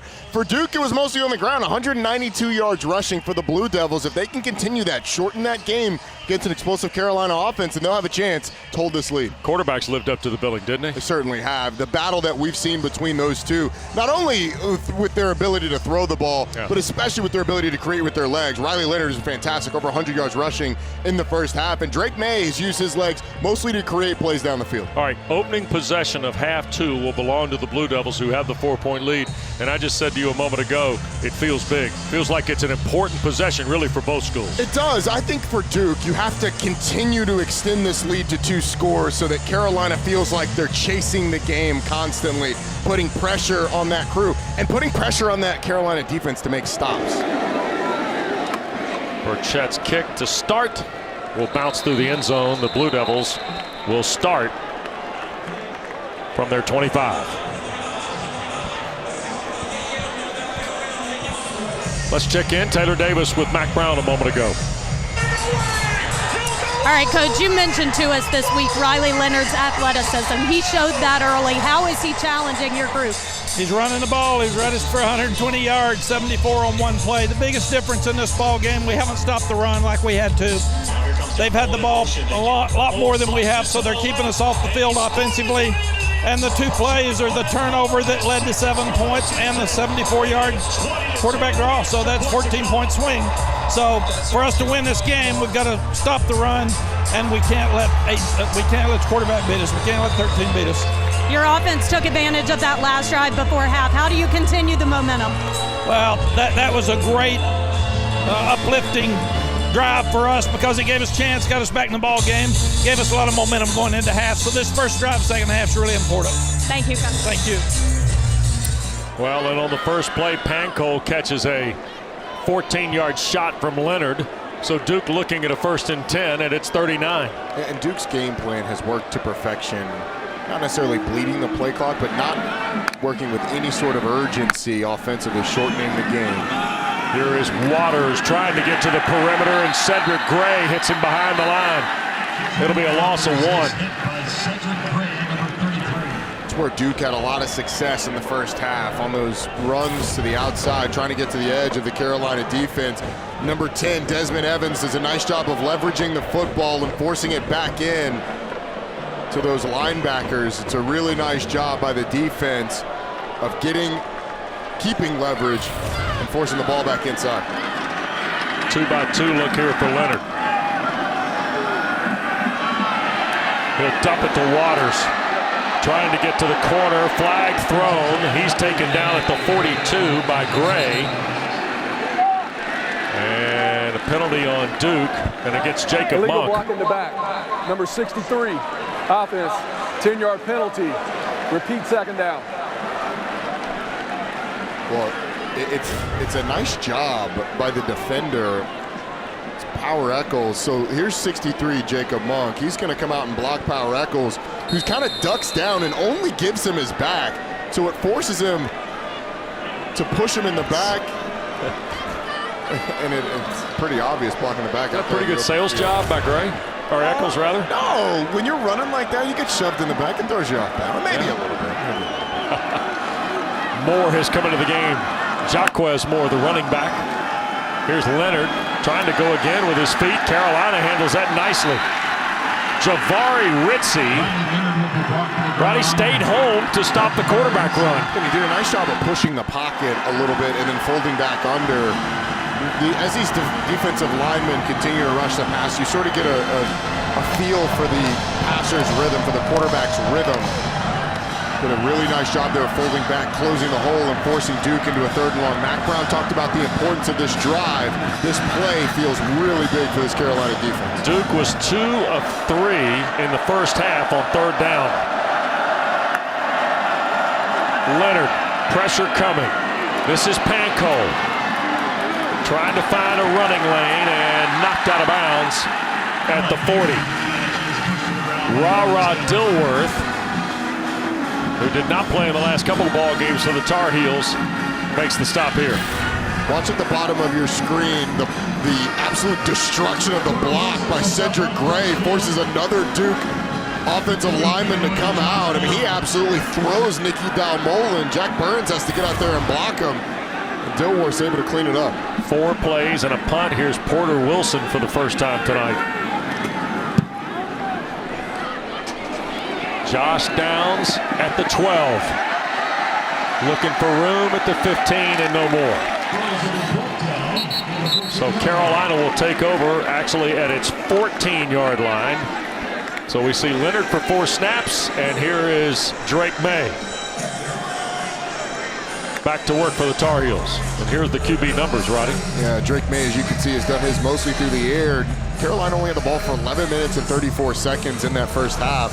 So they've been sort of choked of the ball because of Riley Leonard's success. 109 yards, 74 of those coming on one play. There was also a sack in there as well. Riley Leonard has been incredibly efficient. Missed the fourth down throw, but that really the only mistake. Drive will start with a handoff. Here's Caleb Hood. And he picks up almost 8 on first down. So Hood, a 7-yard run. Tar Heels underway, Taylor. Guys, a slight Duke defensive injury update. Quarterback Datrone Young is actually spending some time in the medical tent right now. They're tending to his ankle. Looks like he's getting extra wrap put on it, so he is out of this one right now. Made a throw on second down in traffic. Tough catch. Bryson Nesbitt hangs on. Pretty big collision at the 32 with Jalen Stinson. Yeah, but with Datrone Young out of the game, it makes him really young at corner. Joshua Pickett, a sophomore, and Chandler Rivers, a true freshman. May wanted to cut that loose. Now Dwayne Carter's got him and will sack him. And a flag will be thrown for the takedown. Personal foul, unnecessary roughness, number 90, defense, 15-yard penalty, automatic first down. And Carter and Mike Elko, neither guy particularly happy here. I thought Dwayne Carter did obviously a nice job of getting to the quarterback. I mean, he's trying to take, that's not roughing the passer. I mean, Drake May doesn't even hit the ground. He hits Carter. Right. It's I obviously understand protecting quarterbacks, but from what you saw with Grady Jarrett last weekend in the NFL, or Chris Jones on Monday night. Chris Jones on Monday night, and now that one. Yep. I mean, the refs are almost asking for it with some of these roughing the passer penalties or unnecessary roughness penalties. Dwayne Carter has to take the quarterback down to the ground. Doesn't slam him, doesn't land on him. He actually lands on top of Dwayne Carter. That's a bad call. Here is Hood after the penalty, moved the football to the 47. Caleb Hood gets almost 6. It'll be to the 48. It's a 5-yard run for Hood into Duke territory. And now this Duke defense has to rebound. They were pretty good in the limited spurts in the first half. Gave up some big plays, but forced a Carolina punt and were fortunate on the turnover. Here's May. Now he'll move here to the left and keep. First down, steps out of bounds near the 39. So another first down for Carolina and Drake May. Roddy, one more thought on the QB thing. I understand we're talking about health and safety. I get all that, right? And some of this is coming off things that have happened in the NFL in relationship to Tua Tagovailoa and others, right? But we're now making a play that we knew the parameters of 3 weeks ago, subjective. Yeah, but and the quarterbacks are big and they're athletic, and you have to be able to take them to the ground. If you don't want them to, blow the whistle earlier. Hood. And then it won't happen. Hood got blasted head on by Darius Joyner and Shaka Hayward. No gain on the play. It'll be 2nd and 10. You see Caleb Hood come out. And Elijah Green has come into the ball game.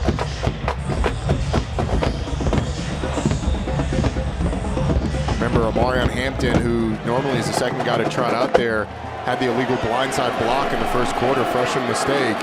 Opting to go with Elijah Green now. And Elijah Green, who was probable coming in. Now they're going to take the shot for Downs. And Josh Downs holds on. At the 1. Another big-time catch by Downs. One of the most underrated parts of Josh Downs' game is his ability to make contested catches down the field. It's a great throw by Drake May, putting it on the outside shoulder. And then Josh Downs goes up, high points the football, makes the catch. And Elijah Green punches in the touchdown. Just like that, Carolina takes their first possession of the second half, and the Tar Heels have the lead.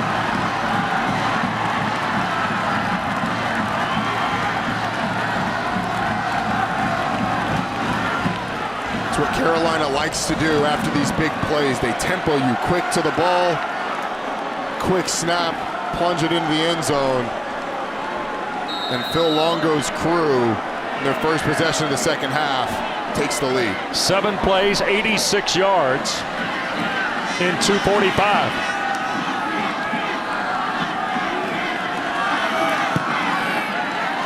And the point after from Burnett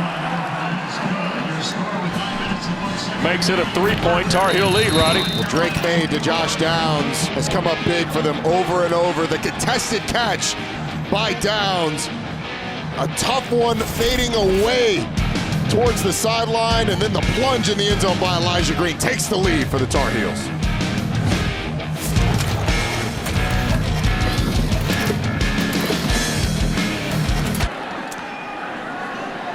Elijah Green's first career touchdown on his 30th career carry as a Tar Heel has given Carolina the lead. Burnett will kick it away. And Stinson will watch it fly over his head, so the Blue Devils will start their second possession of the second half off their 25. And a moment ago, Josh Downs, another terrific play. Roddy set up the Elijah Green touchdown, and what a magical season a year ago, right? Yeah, led the league in receptions with 101, led the league in targets with 144 last season. Both of those one ahead of Jordan Addison. And he's been banged up this year, missed a couple of games, but this catch set up that Carolina touchdown, and it's part of his game that I don't think he gets enough credit for. His ability to go up, high point the football, bring it down. His dad, of course, Gary Downs, the great former NC State star in the early 90s. Here on the perimeter, and this is Terry Moore, the freshman from Washington, North Carolina, going to work. But he can't get very far on the perimeter throw from Riley Leonard. Giovanni Biggers, nice job. Excuse me, DeAndre Boykins, that was. Nice job defeating the block out there on the perimeter, force Moore back in. And I'm sure this defense had to look themselves in the mirror with their performance in the first half. They'd made some strides in the past couple weeks, but Duke really did a nice job, not only of being able to run the ball with the running backs, but the quarterback run game was big for them. Yep. Here's Leonard, couple of claps, throw to Calhoun, slips the first tackle, first down Duke. Jalen Calhoun fights to the 41 before Power Echols finally gets him on the ground. 16-yard throw. Part of the improvement this Carolina defense had made was in tackling, but it creeps up again right here. The inability to bring down a really talented receiver in Jalen Calhoun makes a couple guys miss before Power Echols eventually wrangles him. Boy, Leonard pushed that ball in there too, Roddy. Yeah, he did. The short passing game, they've gone to that a couple of times in the second half, and that's what keeps this Duke offense on schedule. Ball at the 41. Blue Devils trying to answer the Carolina touchdown a moment ago. Leonard to his left, pressure coming, throws it incomplete. DeAndre Boykins has become a factor, and now flag's going to be thrown. Roddy, is this going to be going low on the tackle? Boykins went too low, yeah, which is, I mean, that one's in the rule book by the letter of the law. It's a correct call. The passer was not in the passing posture at the time of the pass. Wow. Flag's going to be picked up because he was out of the pocket. You're not afforded those same protections, and honestly, I think he hits him just above the knee and then sort of slides down, and that's what makes these things so difficult. But out of the pocket, so no penalty for roughing the passer on that one. Stays 2nd and 10 for the Blue Devils.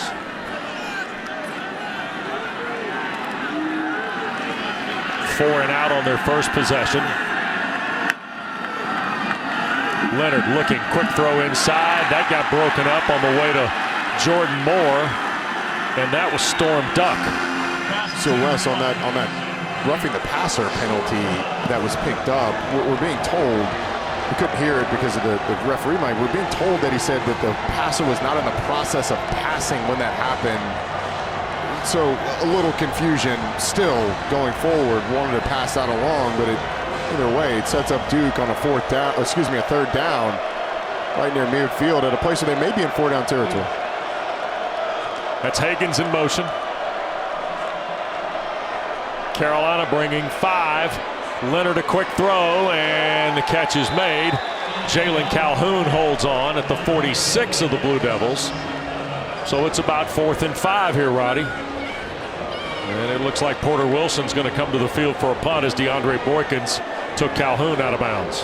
They're going to send out the punt team, and I'm a little surprised. I am too, especially, Carolina's going to heat up offensively. The path to winning this game for Duke is keeping the offense on the field. I'm a little surprised too that they're opting to punt. Down stands at the 11. Porter Wilson flips it over. Josh will run forward and signal for the fair catch. He got hit, flags go down. Duke recovered the deflection.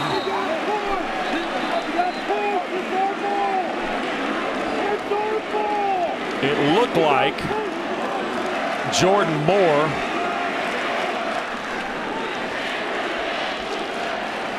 was involved in the collision with Downs that brought the flag. But opting to say that he was pushed into him. It was a late fair catch call by Downs. Regardless of that, he's afforded the protection to have a fair catch. Yeah, he's clearly, the hands are on him.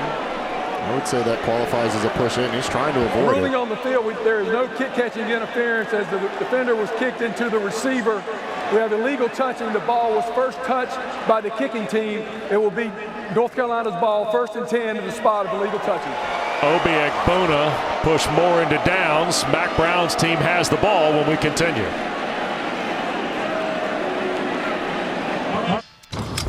Well, now here's our New York Life Drive recap. The Carolina touchdown a moment ago, Roddy, wrapped in a little controversy. Yeah, this was the Dwayne Carter play where he's called for roughing the passer, unnecessary roughness. He didn't agree with it. I didn't agree with it.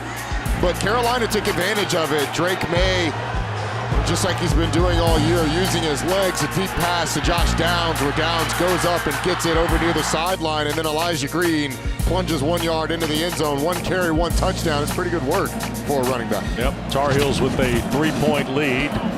Duke had 5 plays and the punt on their second possession. So May and the Tar Heels going to go back to work off their 22. Miami already a winner. They're 1-1 in the Coastal Division. Pittsburgh not playing today. They have a loss in the Coastal Division. Duke has a loss in the Coastal Division. Carolina trying to take hold, posting their 3rd ACC win if they can find a way tonight. Hood on the little route to the flat on the far side of the field picks up 4. 2nd and 6 will be the next play for Carolina. If Duke has really played from ahead the entire game, this is a big stop for this Duke defense. Let Carolina go up by certainly 2 scores. There's May, another pitch. This is Hood turning the corner. Caleb Hood knocked out of bounds and just shy of the first down, the 31 by Darius Jordan. Coaching staff told us that Caleb Hood really started to separate himself from the other guys in that room with his balanced plays. He's shown that when he's healthy, he is very good. Carolina 4 for 6 tonight on 3rd down. Drake May, open field, and Shaka Hayward will tackle him at the 46, and a flag comes down. And it's going to be on the Tar Heels. Holding, number 11, offense. 10-yard penalty from the spot of the foul. Repeat 3rd down. Okay, the foul occurs. The marker was at the 46. Should be like 3rd and 4, I think. Well, no, because if the play occurred at the 46, did he achieve the 1st down? Pulls him down. Yeah, it's 1st down. There you go. So spot foul does cost Carolina 10 yards, but May had already eclipsed the 1st down. Green has come back in to spell Hood.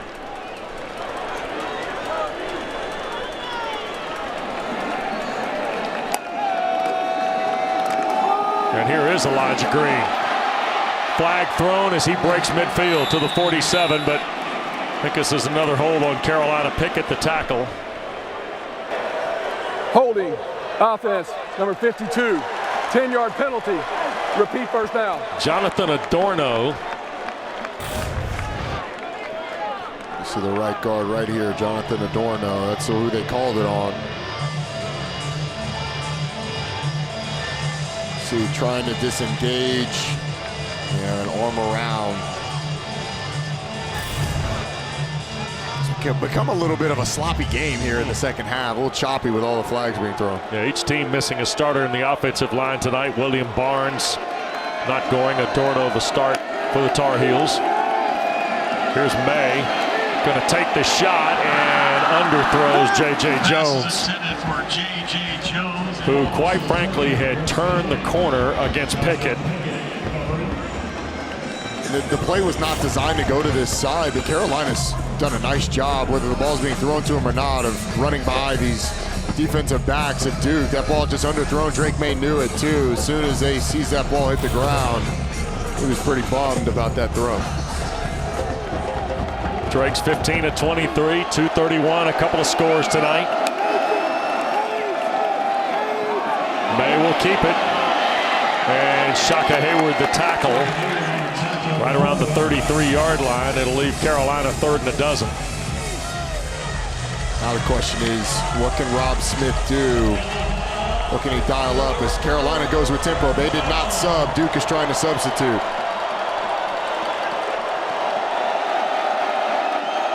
See how many of the Blue Devils bring here. 6 in the box. Tar Heels giving them a chance to find their feet. Here's May, eludes the rush of Mausi, throws, caught. Antoine Green, first down to the 49. In traffic, Antoine Green holds on. Dwayne Carter the tackle, and he's slow to his feet for the Blue Devils.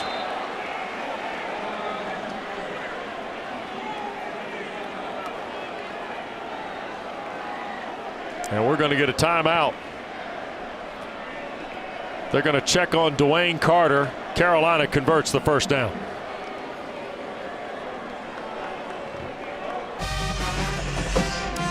.431 to go here in the third. Drake May, a little worse for the wear maybe, Roddy. Darius Joyner here a moment ago, and after the play and on the ground you see number 1 a little step on the hand. Yeah, I'm going to call that unintentional, but it's a rivalry game.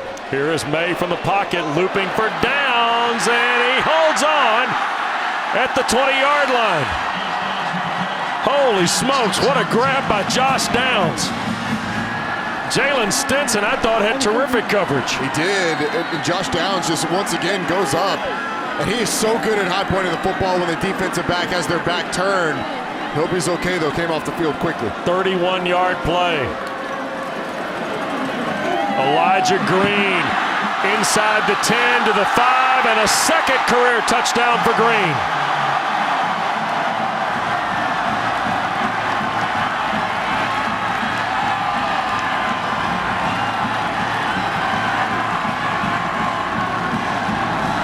And this Carolina offense feels like it's got its rhythm back, feels like it's got its mojo back a little bit after being starved of the football in the first half, having a couple of mistakes, a self-inflicted wound with a turnover here in the second half. They have been hitting on all cylinders. Burnett for the point. 21 straight by the Tar Heels, Roddy. When you need plays to be made, this Carolina team, Josh Downs has made them his entire career. Great ball skills to go up and secure it. I mean, that's just strong hands, incredible athletic ability, leaping ability, high pointing the football, bringing it down. And then the run by Elijah Green, running over a couple of defenders, getting in the end zone. This Carolina offense, the running the football, they've sort of gotten it, they've done a good job of getting back into it during this game. And that's a strong run by Elijah Green. Great balance, great feel to kind of roll off of that tackle. and get in the end zone. Well, while Carolina's run game has started to click, Duke's run game that was surging the Blue Devils in half one only has 2 yards here in half two. And go back to the last drive of the first half. It was massive for Carolina to get that touchdown. That 21 unanswered, 14 of those in the third quarter, 7 of those right before halftime, and a very efficient, methodical drive down the field to get in the end zone there. Give yourself a good feeling going into halftime, regroup, come out. Defense got to stop, and now the offense, a couple stops from the defense, and now the offense is really rolling. Burnett has Samir Hagans waiting. And there will not be a return by the Blue Devils, so their third possession of the second half will start from the 25. Don't forget, when we're done here tonight, ACC Huddle After Dark, if you will, post-game, Jordan Cornette, EMAC, EJ Manuel. We'll see how that relationship stands with Mark Richt. The way the score of the game has gone, EJ's got a lot of time to figure out his field. Highlights, analysis, interviews, you name it, they'll have you covered. The ACC Huddle is right here on ACC Network and always available to you on the ESPN app. Are you saying that whatever the wager was leans towards EMAC at this moment? He's got the whole fourth quarter to work himself through the stages of grief. But 34-14, that game's over. Wow. Here is Leonard and Duke trying to get started. Calhoun a catch. And then Storm Duck the stop after a throw of 9 to Jalen Calhoun. 39th career start tonight. Calhoun's going to go over 2,000 career snaps tonight as a Blue Devil. He's played a lot of football, and I think this year they've done the best job of his career of getting him the football consistently. I think Kevin Johns has done fantastic, making sure that his impact players on the perimeter have impacted the game all season. 6 catches, 55 yards tonight for the Greenville, South Carolina native. Here's Leonard from the snap. Long throw and almost picked. Tony Grimes was targeting a ball for Nicky Dalmolin. This ball just kind of hung up for Riley Leonard. It's a little bit of a throw that you take for granted. He kind of throws it off platform, slings it. You've got to really drive that football to the outside. Tony Grimes had a great shot to pick it off. Would have been a tough pick, diving for the football, but a dangerous throw by Riley Leonard. 3rd and 1. You see Foley and Dalmolin now split. Duke going to run it with Waters, and he's not going to get it. Carolina, who was a swinging door against the Duke run game in the first half, has all of a sudden locked things up. Cedric Gray, the first guy in a chrome helmet there. It's the perfect way to play a counter play. You get 2 pullers coming from the backside. Cedric Gray just works hole to hole, gap to gap. Watch him here. He's in the middle right there. Watch him work across. Finds the hole, explodes through it. And Duke's keeping the offense on the field. And I think you have to in this situation. You're down 10. Carolina's cooking offensively. Leonard will work from under center. They're going to toss. Waters trying to get to the edge and won't get there.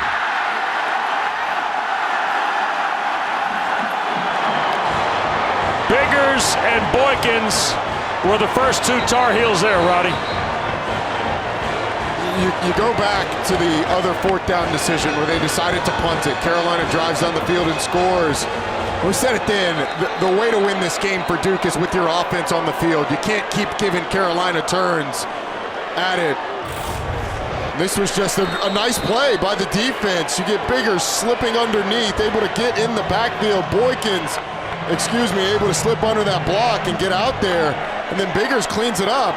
It's a great play by Carolina on defense. May will hand to Elijah Green. Elijah Green, the ball carrier. Who picks up 2.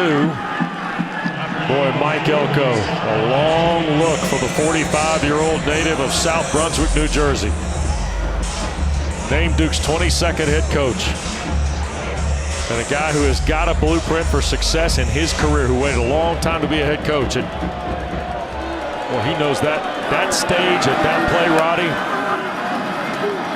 might not pay many dividends. Here's a flea flicker for May, trying to get Morales, and incomplete. Kamari Morales ran a long way on the flea flicker. Oh, Carolina going for the knockout punch. Little razzle dazzle, Hood to Downs, back to May, guy in his face.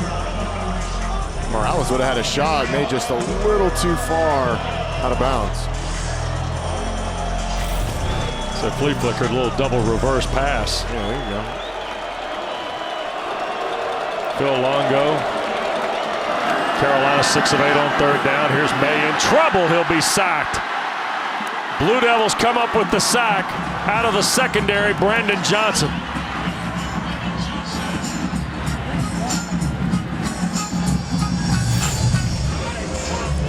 And you get pressure from the right side. Johnson's kind of lined up right over the guard, and sometimes those smaller guys give guards trouble, those offensive linemen trouble, because they can get down so low. And that sack pushes Carolina in a little bit of a no man's land. They're sending out the field goal team.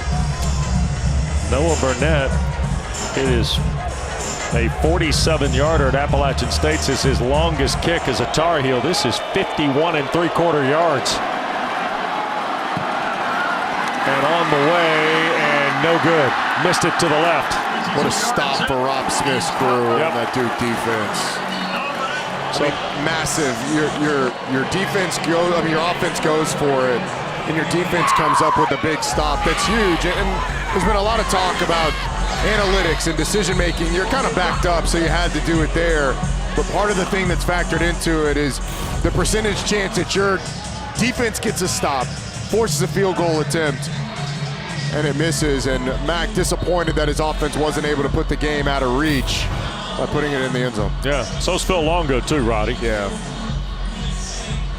So Duke takes over at its 34. Jaquez Moore, the running back. Remember, Jalen Coleman is a no-go tonight, missing his second straight game for the Blue Devils. Best field position to start a drive, and Moore trying to get free, and Power Eccles takes him down. Power Eccles, number 23, with the stop.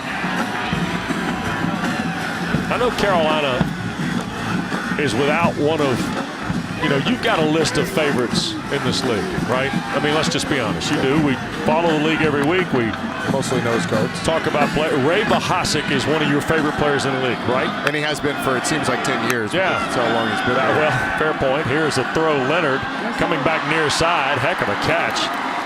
And the grab by Malik Bowen Sims.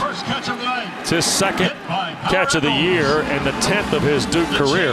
Ray Bahasic, I know, was one of your favorites. I'm going to guess that Power Eccles has moved on to the Roddy Jones list. Power Eccles is up there, man. Just feels like an old school linebacker. And he's been a bright spot for a Carolina defense that struggled this year. And going into the fourth quarter, I mean, with a 10-point lead, a lot's going to be on this defense. Yep. Dwayne Carter and the Blue Devils have the ball, but they trail 10. We go to quarter 4 in Durham next.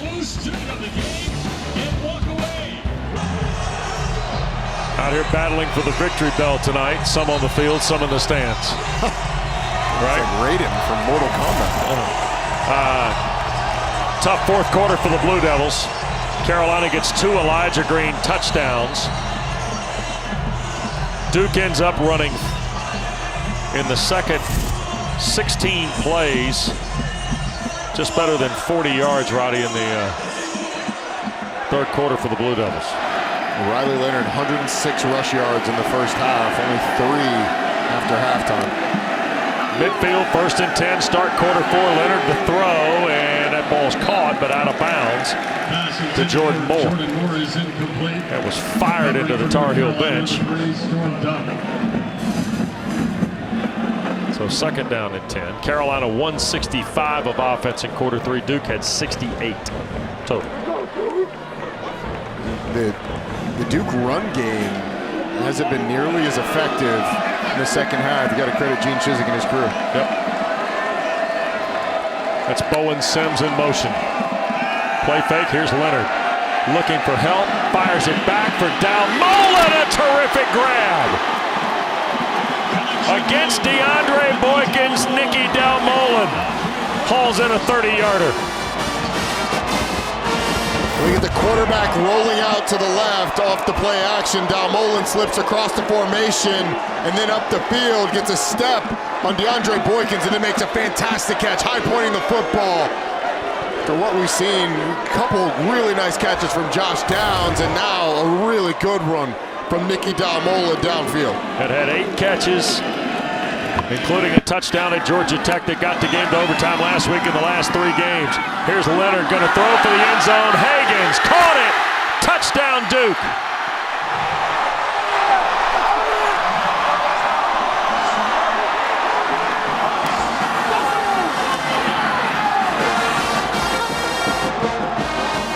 How about this Duke offense? Couple shots down the field to start the 4th quarter. And they're able to put the ball in the end zone. Kevin John's crew is not going away quietly, and Mike Elko has to be proud of what his offense, the response that his offense just gave. Charlie Ham to add the point, to cut it back to a 3-point game. Early in the 4th, the victory bell hanging in the balance, and the Blue Devils answer. Terrific throw. Riley Leonard first to Dalmolin and then dials Samir Hagans. Duke to within 3 when we continue from Wallace Wade.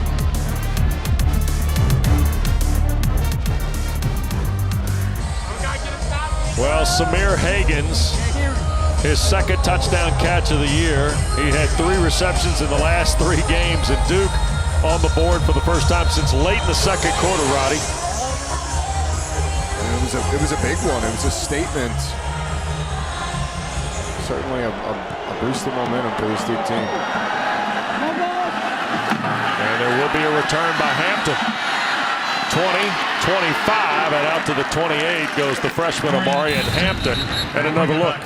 This is the touchdown. You're going to get Samir Hagans, who's going to go on a slant and go.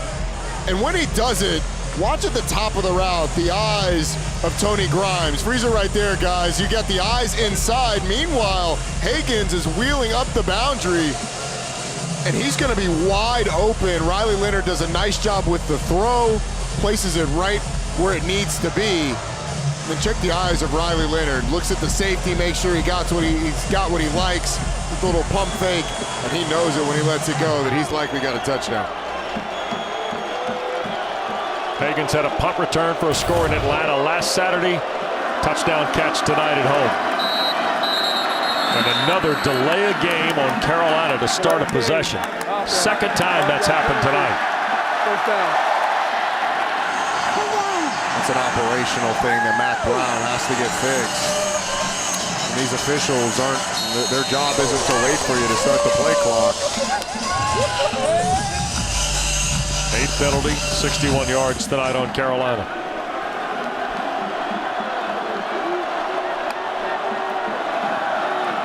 Hood.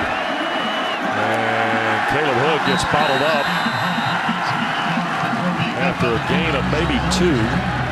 Darius Joyner, Jamian Franklin, the Notre Dame transfer from a couple of years ago, who led Duke in sacks coming into tonight.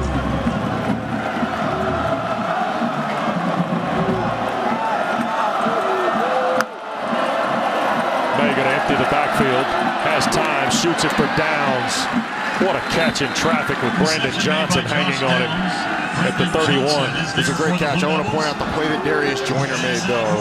He had an opportunity to clean up Downs on the back end. Watch one come into your picture. He's going to pull off and not make the play. Those are the types of plays that targeting is taken out of the game. Nice job by Joyner. Hood will be tackled inbounds at the 34, and we got a flag again here behind the play. It's against Carolina for a hold. Mike Elko's got to decide. He's going to decline. Holding. Number 65 offense. That penalty's declined. It will be 4th down. I think a little too far back for Mac Brown. You're going to look on the left side of your screen. Nice spin there by Carter. Pulled down to the ground. Mac Brown going to send out the punt team. You know, these are the situations where you consider all the inputs, consider what the book says about going forward in this situation. Consider the way you're feeling about your offense, the way your defense is playing. Mack Brown elects to punt. Calhoun will wait on the Kiernan punt. And from the 18, here's Jalen Calhoun back for 3 yards to the 21. 48-yard punt, minimal return. Duke trails 3 with the ball when we come back.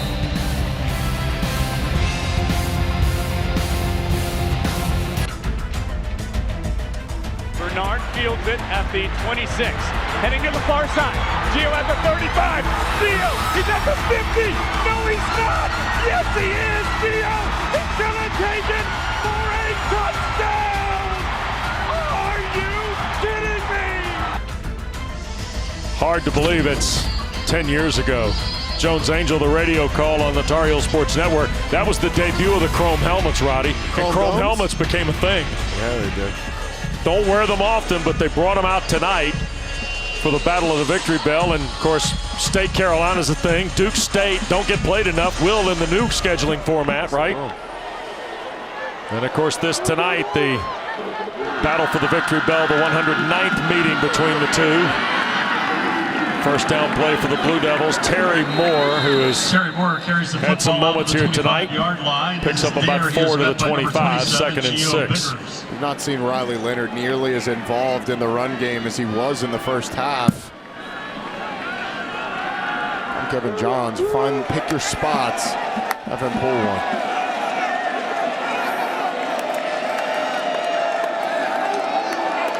After the Leonard to Hagens touchdown, Duke forces Carolina their first 3 and out. Now 2nd and 6, and trying to get Moore fired up in the run game again. Close to a first down, and we'll have it.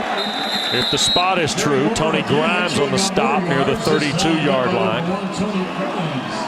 So Duke is back kind of to the ground game here, Roddy, that was paying off so well for him in half one. And Andre Harris, a right tackle, just pushes Kamen Rucker up the field to create a little bit of a hole for those pullers to wrap around and get a gain for a first down. Leonard throws, batted away. Tar Heels got Giovanni Biggers there in coverage on a ball for Dalmolin.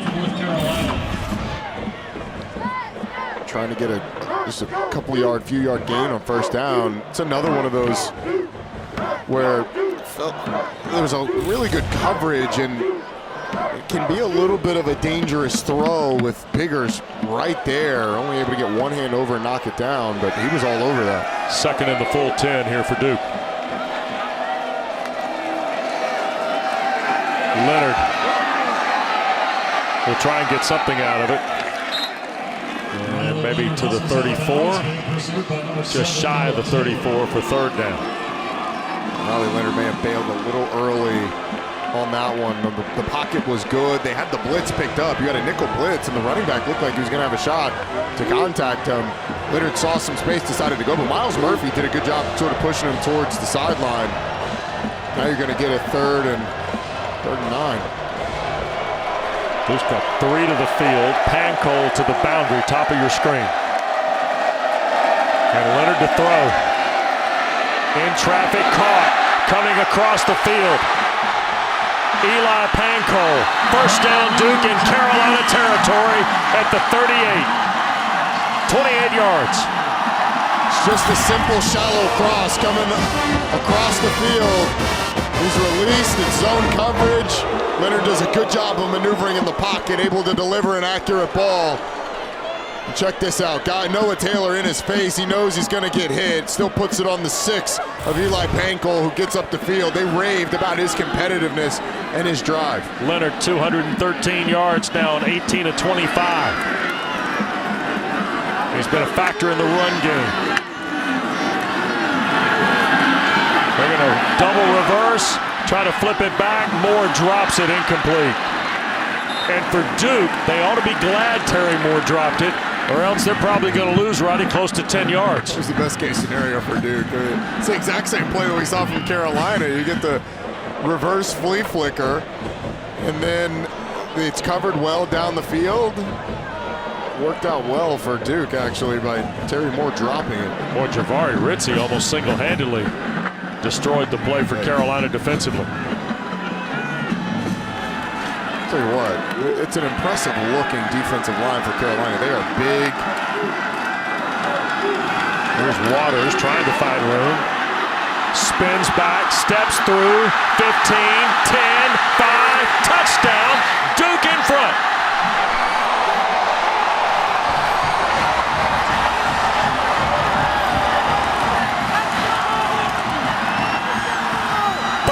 Yards. What an incredible run by Jordan Waters. This play is dead to rights, and Carolina fans around the country expressing their frustrations, not just the ones in the stadium.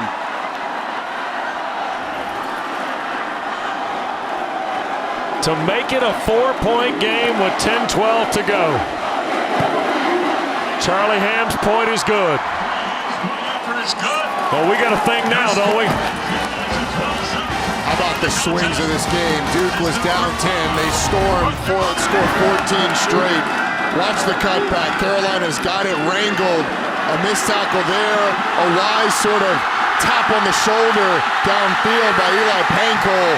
Jordan Waters sprints into the end zone, but the vision and the athleticism to cut back. Some poor tackling on the Carolina Tar Heels front, and Moore ends up in the end zone. Second touchdown run of the night for Waters. He scored the first Duke touchdown on a 2-yard run, and now he's scored from 38. Duke had 2 yards of rushing in quarter 3, Roddy. They had 51 on that drive. Yeah. Getting back to it, and the back and forth nature of any rivalry game is certainly going to be evident, but the ebbs and flows of this game have been pretty big. I mean, Duke controlled a lot of the first half. Carolina most at the beginning of the second half, but now Duke back in front. Short kick. Hampton juggles it into the end zone.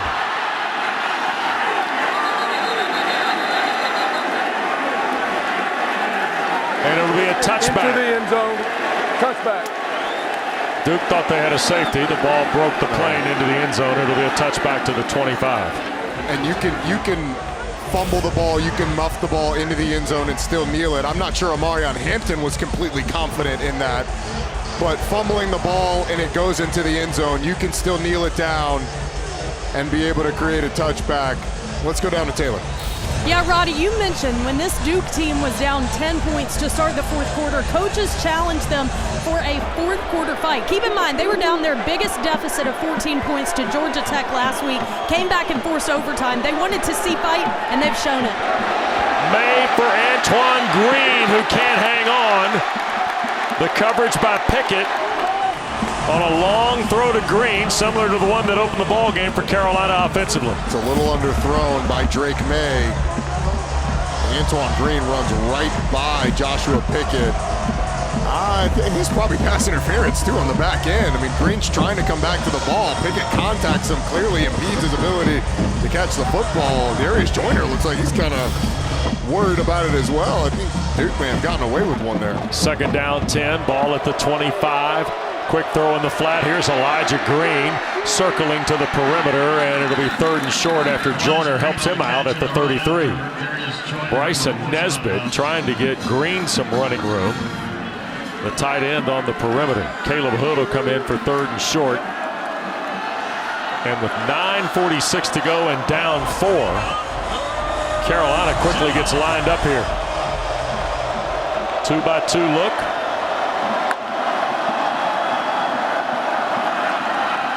Carolina getting a chance to see what Duke lines up in. They're switching defense. They had 2 safeties deep just a second ago. Now 1 safety in the middle of the field. Here is May. Quick throw. Downs drags a foot at the 39. First down. That's his best catch of the night. Because he's got to go up to get this ball while keeping a foot on the ground. I mean, that is sick. That's impressive. That is sick. Foot clear down on the grass, drags it. That's a football catch right there. 7 for 103 tonight for Josh Downs. Oh, now they review one. You see the 9 targets. So we'll step aside. Gary Patterson to review. We're back after this. Don't forget ACC PM hosted every weekday afternoon. Mark Packer, Taylor Tannenbaum, Trey Boston, all the football plus the latest news from around the conference. Don't forget about Chester and Fuller too, fellas. Weekdays 4 Eastern, ACC PM on ACC Network right here on the ESPN app. The catch is confirmed. Carolina from the 39, 1st and 10.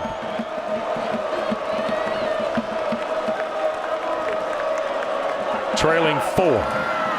May shoots it again and held on that time by Downs across the 50 to the Duke 49. Josh Downs already with his 7th 100-yard game of his career, his 2nd this season.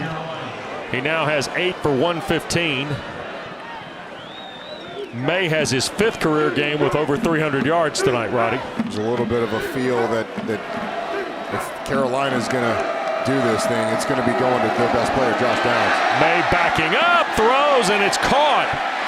Kobe Paysour makes his first appearance in the ball game, Roddy, and makes his 17th catch of the year. The throw is impressive because Drake May has a defender draped all over him, and then the catch on the back end by Kobe Paysour, who's done a nice job this year, especially when Josh Downs was out. Dwayne Carter the stop. Here's another throw. Paysour the catch. Out of bounds. He only had 2 catches in the last 3 ball games coming in. He's had 2 catches on back-to-back plays here tonight. He didn't play last week against Miami, but he's come back and started to make an impact now. Carolina started to line Josh Downs up on this drive alone to the top of the screen to the boundary. Play fake by May. Trouble coming. Throws. And incomplete before it bounced into the hands of Dwayne Carter. R.J. Oben was draped all over Drake May. The question is going to be, this one did not look like the first one where the hand is empty coming forward, being a fumble. I think the arm starts to move forward before that ball comes out, I believe. Yep. Arm starts to go forward. They're going to review it anyway. Yeah, I think they should. You convinced? Complete forward pass. Previous play is under further review. Based on the looks that we have seen, I don't know how you can overturn the call on the field. All right. Gary Patterson back to review. We check in a moment.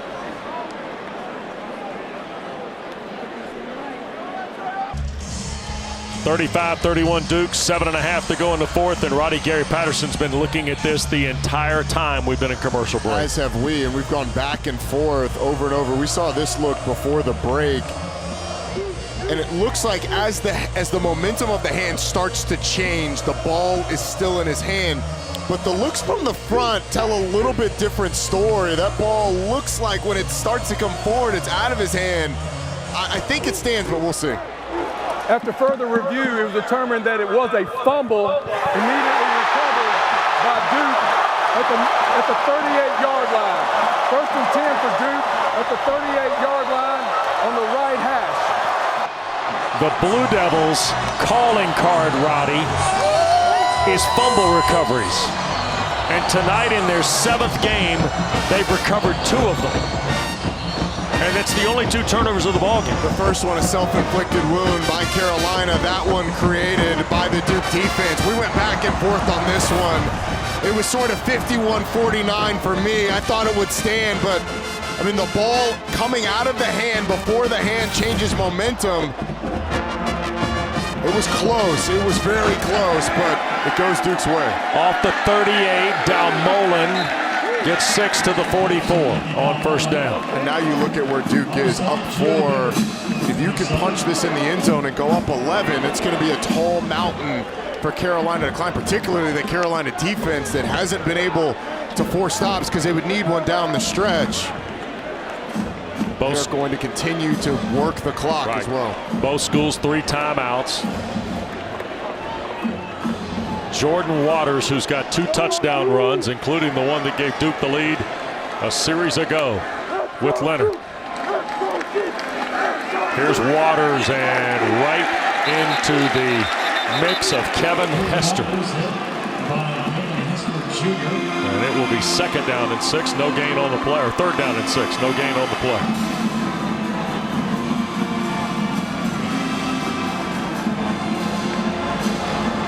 Big 3rd down here. 3rd and 6.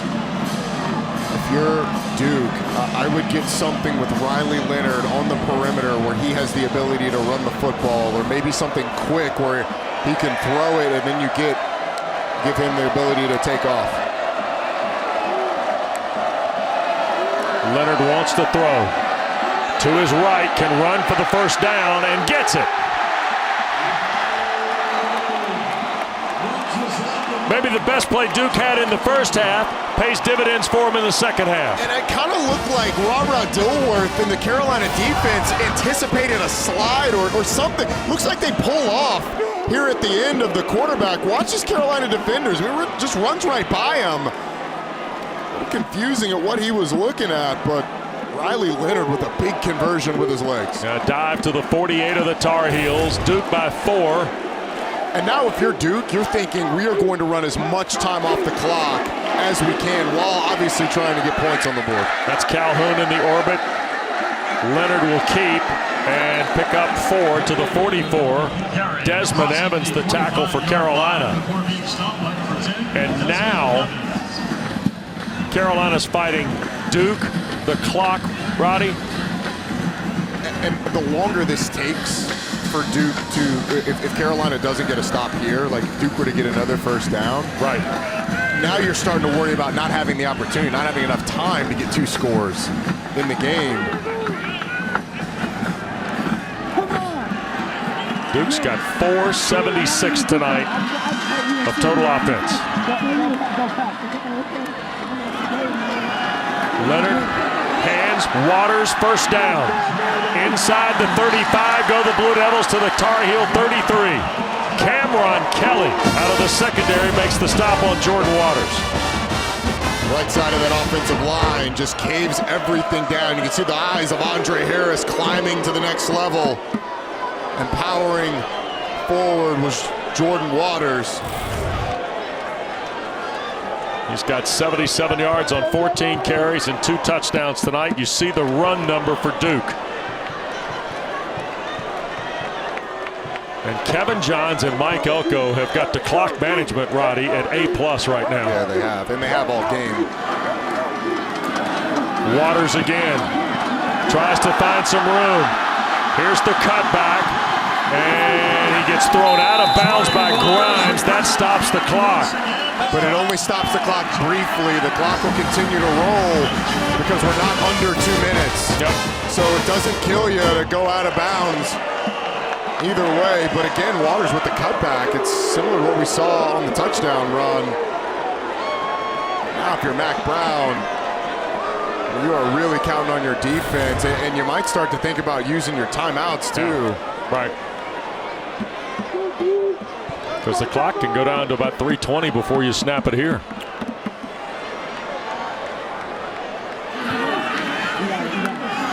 Here's Leonard. This is Moore. And the tackle from Ritzy. That's Jaquez Moore. We got all sorts of Moores. Jaquez Moore, you got Terry Moore, and you got the wide receiver Jordan Moore. Yeah, so the thing that Mack Brown's counting on is a field goal here. Right. Because at this point, it's going to be tough to get 2 scores. If Duke scores a touchdown, I mean, that's an uphill climb. Roddy, it's 2nd down here and under 3 minutes to go. And I know you got all the books and all the charts and everything here, but you got to think about using one of the timeouts. Yeah, and I think they will, but you want to save one for your drive, too. Sure. So I don't mind him letting the clock run here. If you get a stop after this one, that's when you start to maybe use one. There's Jaquez Moore. He'll be brought down shy of the 1st down. So it'll be 3rd down and 2, and there is the first of the 3 Carolina timeouts with 2:32 to go. I mean, the thing that you're worried about if you're a Carolina fan, the defense hasn't shown they can stop the run on this drive. So Mack Brown calls the timeout. And if I'm G. Chizik, I mean, this is sell out right here. You are, I mean, it's man-to-man coverage on the outside, cover 0, nobody in the middle of the field, nobody helping. They get it in the end zone. it's kind of whatever, because you got your offense back on the field. You certainly don't want it, but make them take a low percentage shot if they want to. And I don't think Duke wants to. This is going to be a run for Gene Chizik, excuse me, for Kevin Johns. So you got to sell out here. Everybody around the line of scrimmage is trying to stop the run. A team that had just, a handful of yards in the third quarter running has 47 alone on this drive. It's almost as if, Roddy, they refound the file on what worked run-wise after Carolina made some adjustments maybe at halftime. Well, it's sort of been the punch-counter-punch sort of deal. They had a lot of success getting on the edges of Carolina. Carolina not keeping contained in the first half, and then in the second half, Carolina made some adjustments. Well, Duke has adjusted to that. Much more zone stuff, cut back wide open.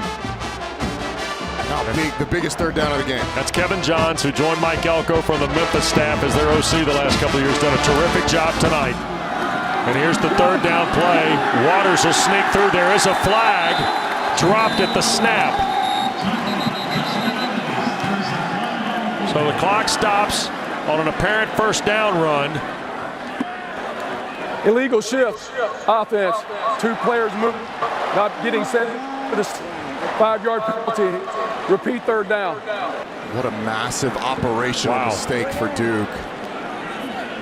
Just not giving time to let both players get set before Dalmolin starts to go in motion. And the penalty actually occurs before that. You had shifting going on, and those players that shift have to be set before you can then send the motion. They did not give enough time. And Carolina gets a second life at this. You throw it here? You have to try and get the first down. Whatever you think the best opportunity to get the first down is, clock it regardless. The only way you can seal this thing is by getting the ball in the end zone. So yeah, if I would throw it here, or a quarterback draw. 3rd and 7. Leonard wants to throw. Going to take the shot for Calhoun, who holds on. That's a Duke touchdown. There's a flag down on the play.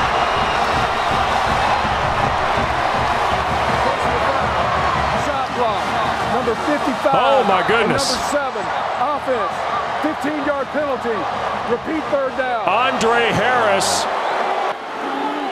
ticketed with a chop block, and it will negate a touchdown pass and terrific catch by Jalen Calhoun. Well, it's 55 and number 7. It takes 2 on these chop blocks.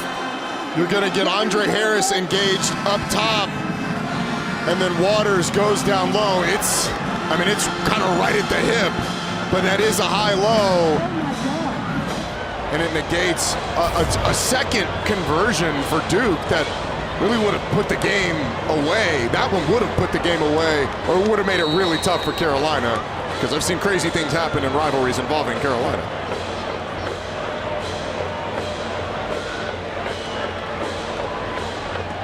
So now it is 3rd and almost 2 dozen. Now, Wes, I think you run the football and you try and draw that last time out, or that second time out for Mack Brown. Leonard gonna tuck and run, and taken down at the 26. Carolina uses their second timeout with 2:14 to go on the Biggers tackle.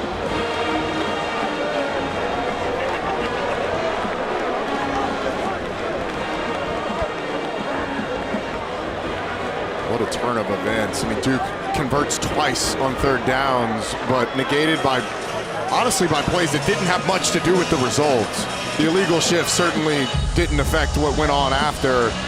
And then the chop block, and that ball was out quick enough where had neither one of them, or had only one of them touched the defender, they probably get the ball off. It's a touchdown, and they're up 11.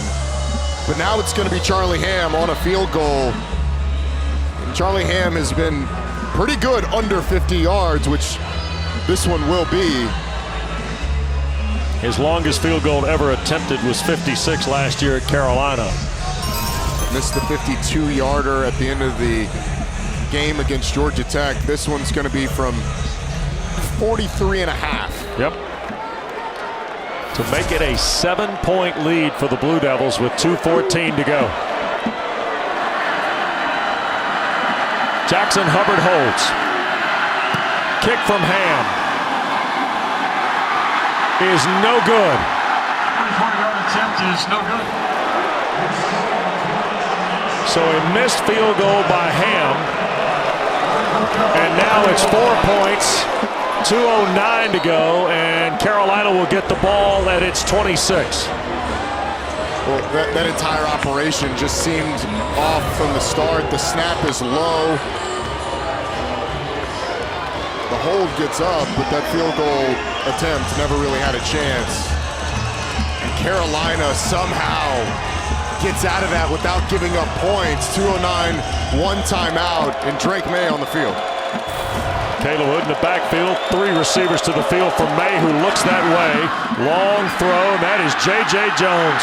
Breaking away, up near midfield is Jones. Had a big touchdown catch last week in Miami. He fires off on play 1 here. Just get it to him quick. Coming from inside out is Tony Davis. They go with more experience on the outside. Davis not able to bring him down, though. Carolina already at midfield. Here's Maye, slips it to Hood. He'll ride a block to the 45. And down to about the 40, there's going to be a flag thrown. It could be a face mask. It's going to be a face mask. On the Blue Devils.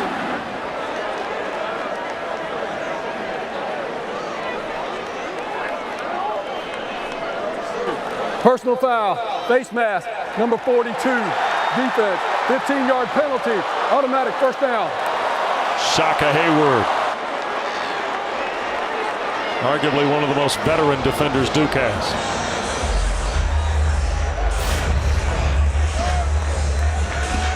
$2,916 snaps coming in tonight, Roddy. Peeling off the football, peeling off the block, just grabs the face mask.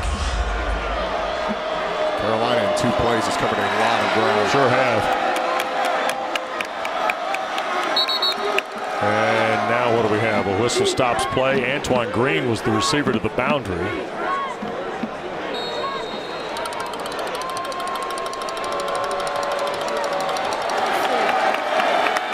Snap to Maye.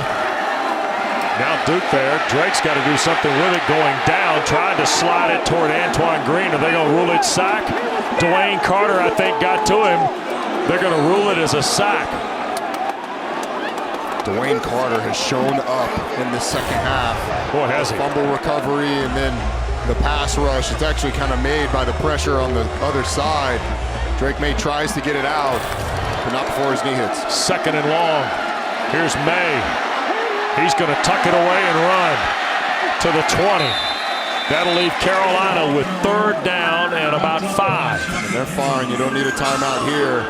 Caleb Hood's hurt. Caleb Hood is hurt. And normally in those situations, you'd have him go down, but that'd be subject to a 10-second runoff or having to use that timeout. Wise of him to get off the field. Elijah Green's come back in. He's got 2 second-half touchdowns for Carolina. Here's Maye. Looking.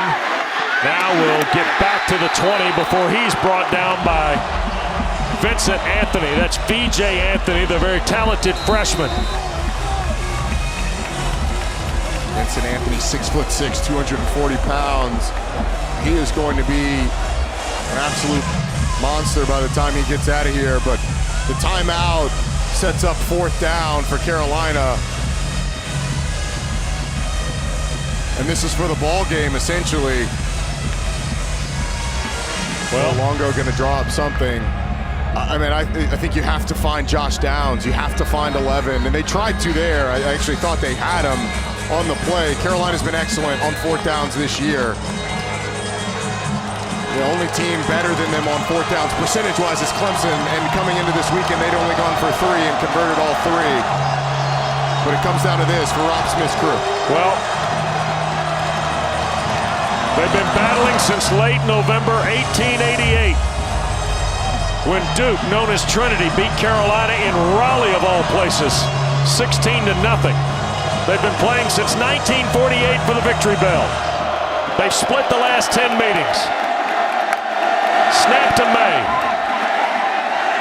He'll move to the left and throw. It's caught. Downs inside the 10, knocked out of bounds. 1st and goal, Carolina. He had a little option route. Josh Downs better separate himself before he costs his team. Option route goes back outside, gets open. Drake May just slides in the pocket. He was getting pressured, slides, tosses it out to Downs. I think wise of Carolina. Downs not on the field. Calm him down a little bit. It's crucial time. He's fiery. May's got a career high 371 yards tonight, Roddy, on 27 of 38. Play fake to Green. May up in the pocket to his right, and he will dive for a yard, and now we're inside 30 seconds. Carolina cannot waste time. You have to throw that one away if you're Drake May, unless you're getting in the end zone. And they spike it to stop the clock with 21 seconds left, so now it's 3rd and goal. In that situation, I know Drake May's trying to make a play, but unless you think you can score or get to the sideline, throw it away and save the time, because now you've essentially wasted a play. You had 4 shots for the end zone, but because you're tackled in bounds, now you only have 3. You had to spike the football. You have to get 2 more. So as a young quarterback, you cannot take a sack here. You absolutely cannot. Only 21 seconds left on the clock. You take a sack, you're going to be in scramble mode to toss it into the end zone on 4th down. Antoine Green to the boundary, 3 receivers to the field. Josh Downs right there. Here's May, pressure coming, gonna turn, throw toward Green! Touchdown, Carolina!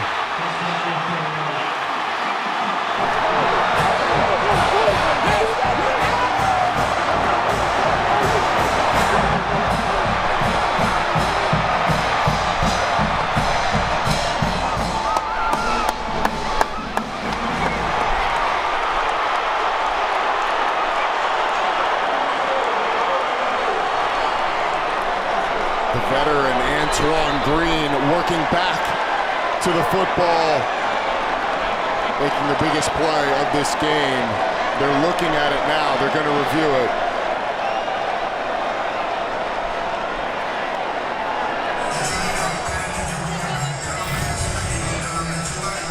The question is, did he step out without being forced before he catches the football? The answer is yes. That heel looked like it was on the line right before, Wes. He's clearly in. But as he comes back, watch this right foot. Right there.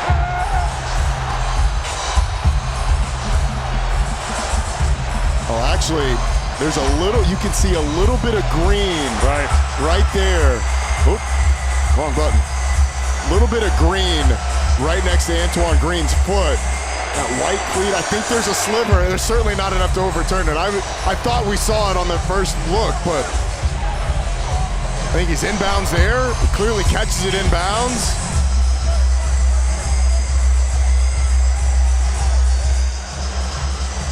That's the question right there, the left foot. What you're looking for, white cleat, white line. You're looking for anything dark in between them. Right. And it may be a millimeter, but there's something there, it looks like.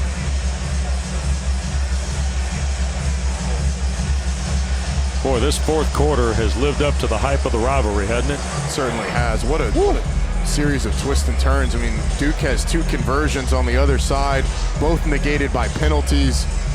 And then Carolina with the drive down, 4th down conversion. And then on a 3rd down, able to find the end zone with Antoine Green in a play that I would anticipate at the bare minimum is going to stand. Gary Patterson, a long look here.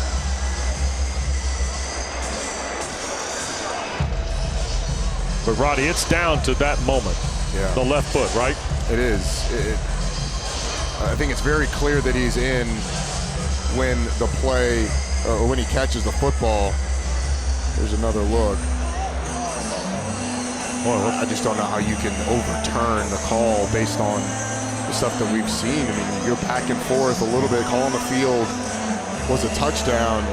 It's about as long a review as we've had all night.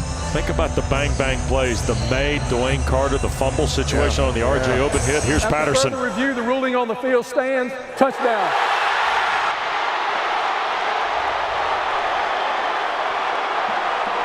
Nine plays. 74 yards in a minute 53.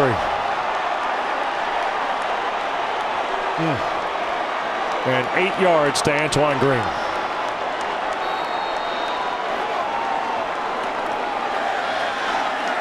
And Burnett to make it a 3-point game.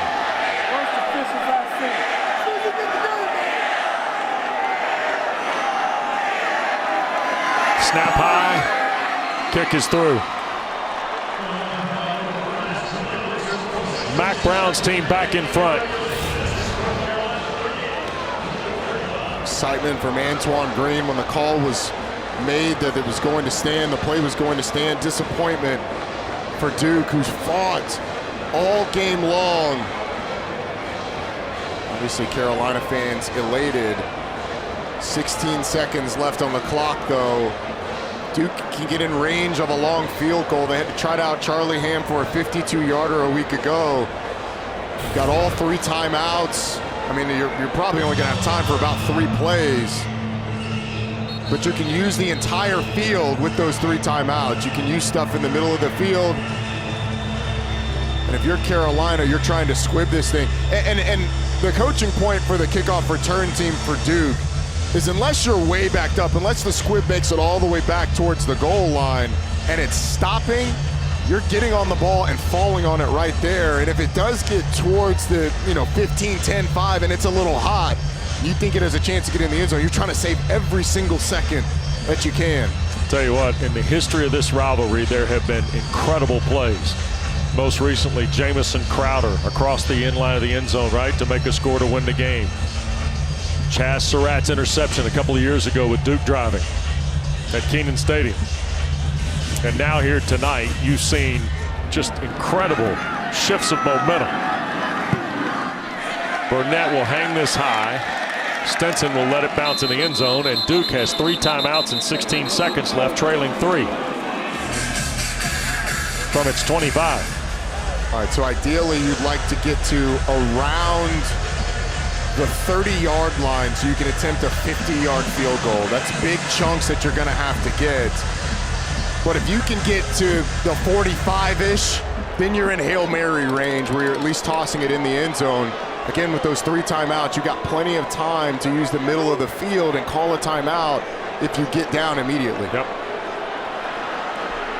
Duke puts a tight end left, 3 receivers to the field, and Jaquez Moore in the backfield with Riley Leonard. Leonard up in the pocket, going to take a deep shot, and it is caught behind the traffic. A great grab by Jordan Moore at the Carolina 47. What a throw by Riley Leonard moving up in the pocket.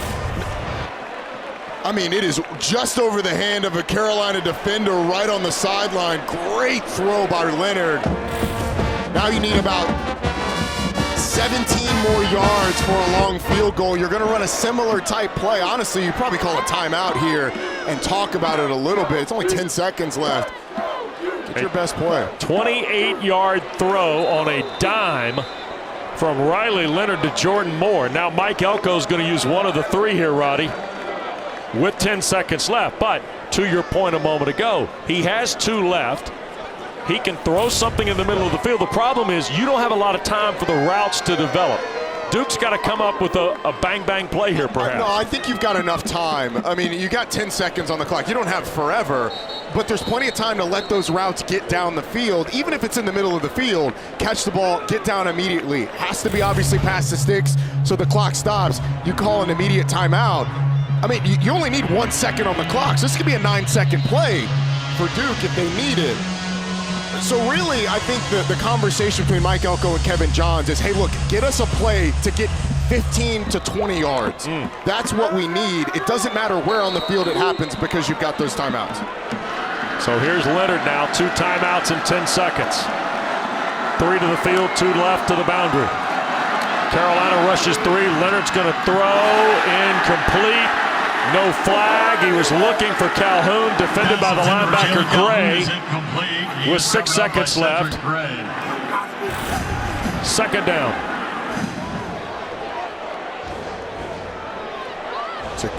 So I think Cedric Gray does a pretty nice job of taking his hand off of the receiver, at least at the end of that play. And now the question for Duke is, what do you go with? Mike Elko is going to call a timeout. You don't have to throw the Hail Mary from here. You can run a quick play, get it, 5 to 10 more yards before you throw it in the end zone.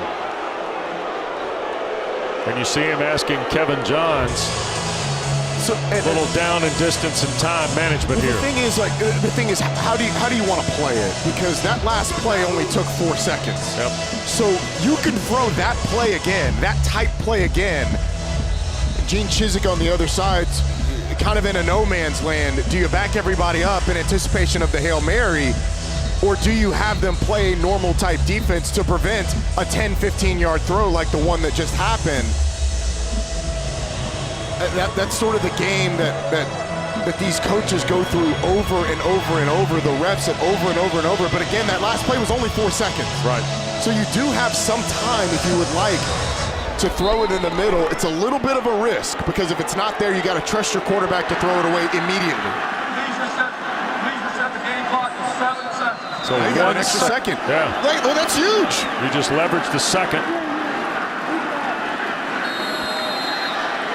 Duke's got 1 timeout. Leonard again, a 2-by-2 look. Gonna throw, batted around, and intercepted. Will Hardy has come up with the deflection to end the game. And now a flag has been thrown. 2 flags. Previous play is under further review. On the Hardy interception.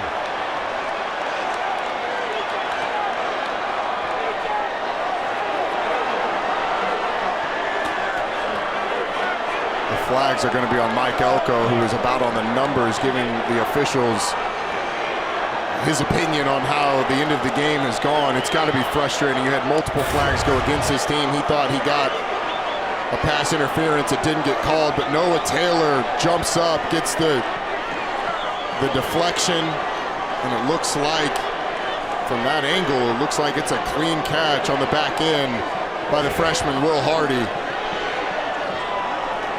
Hardy, who had a half dozen tackles against Notre Dame, 5 more against Virginia Tech. True freshman from Lawrenceville, Georgia, has just come up with his first career interception. Yeah, he has.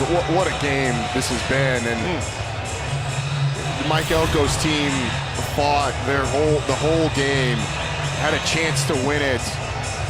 And I don't blame Mike Elko for expressing his frustrations with the way that this went down the stretch.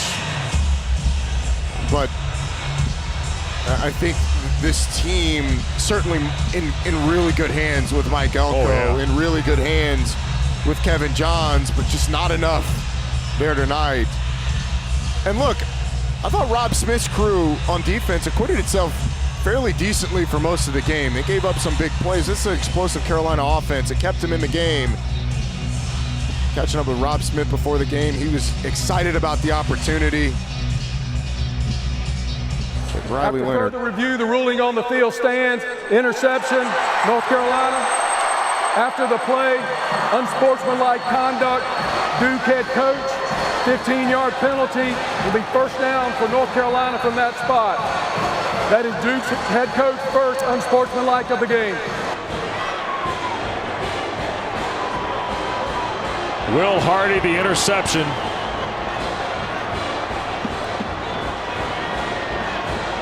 And the Tar Heels can't wait for the victory bell.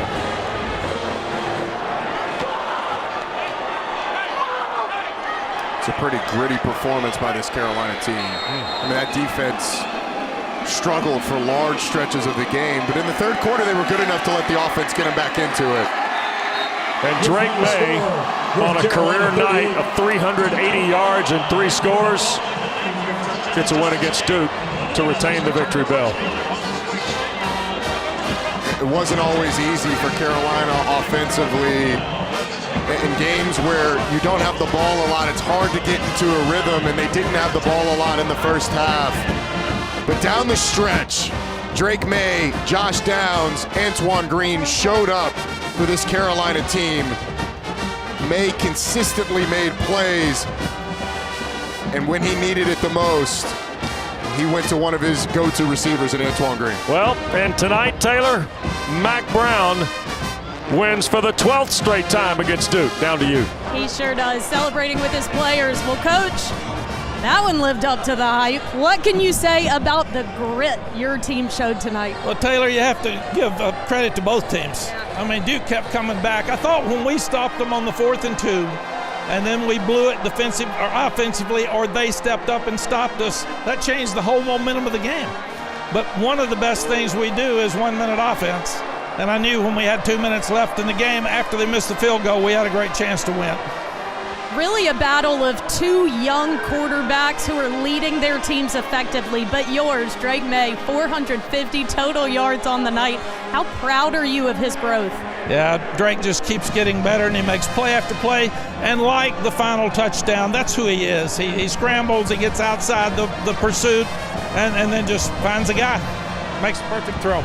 You told me at halftime the team would need to take advantage of the momentum they got on that final drive before half. It flipped back and forth at times, but they did what was needed to close it out.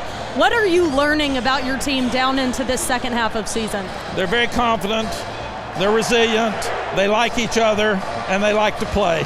And that's really hard to get. Yeah, no kidding. Well, the Victory Bell heads back to Chapel Hill. Enjoy it, Coach. Thanks, Taylor. I'm proud of them. Well, the Tar Heels tonight win for the 4th straight time and for the 6th in the last 9 against Duke, and now lead the overall series 65-40, and there have been 4 ties. And the MVP of the game brought to you by Sports Clips. And Drake Maye, congratulations. Right, Roddy? 380 yards passing, including that one, the game-winning touchdown to Antoine Green. Add on top of that 17 carries for 70 yards. But down the stretch, I mean, created with his legs. Obviously, his arm was fantastic, but a career high in pass yardage. And as Max said, he continues to get better. He wasn't perfect down the stretch, but in the crucial moments when they needed him, he was excellent. And Max Brown said it, when they get the ball back in those type situations, that offense is so good in 1 and 2 minute situations, and a lot of it is because of the quarterback. Roddy, they are lights out red zone. Yep, they are. Yeah. Coming into this game, they've scored 20 of 25 times in the red zone, and you see the despair on the other side. These rivalry games are so much emotion that goes into it, and when you lose them, I've been in those situations, the reality of what the next 365 are going to be. And just the feeling that, hey, this might be the last time that I play this team, and I wasn't able to get over the hump in a close game. It stings. Those are ones that stick with you, and you hate it for Duke, but they treated us to a heck of a ball game. Drake Maye, our MVP, presented by Sport Clips. Great to be with Roddy Jones, Taylor Davis, our terrific crew. Alex Farmer-Tino produced, Corey Huffman directed. Heck of a night for the battle in the Victory Bell. Carolina a winner. Here's Jordan Cornette.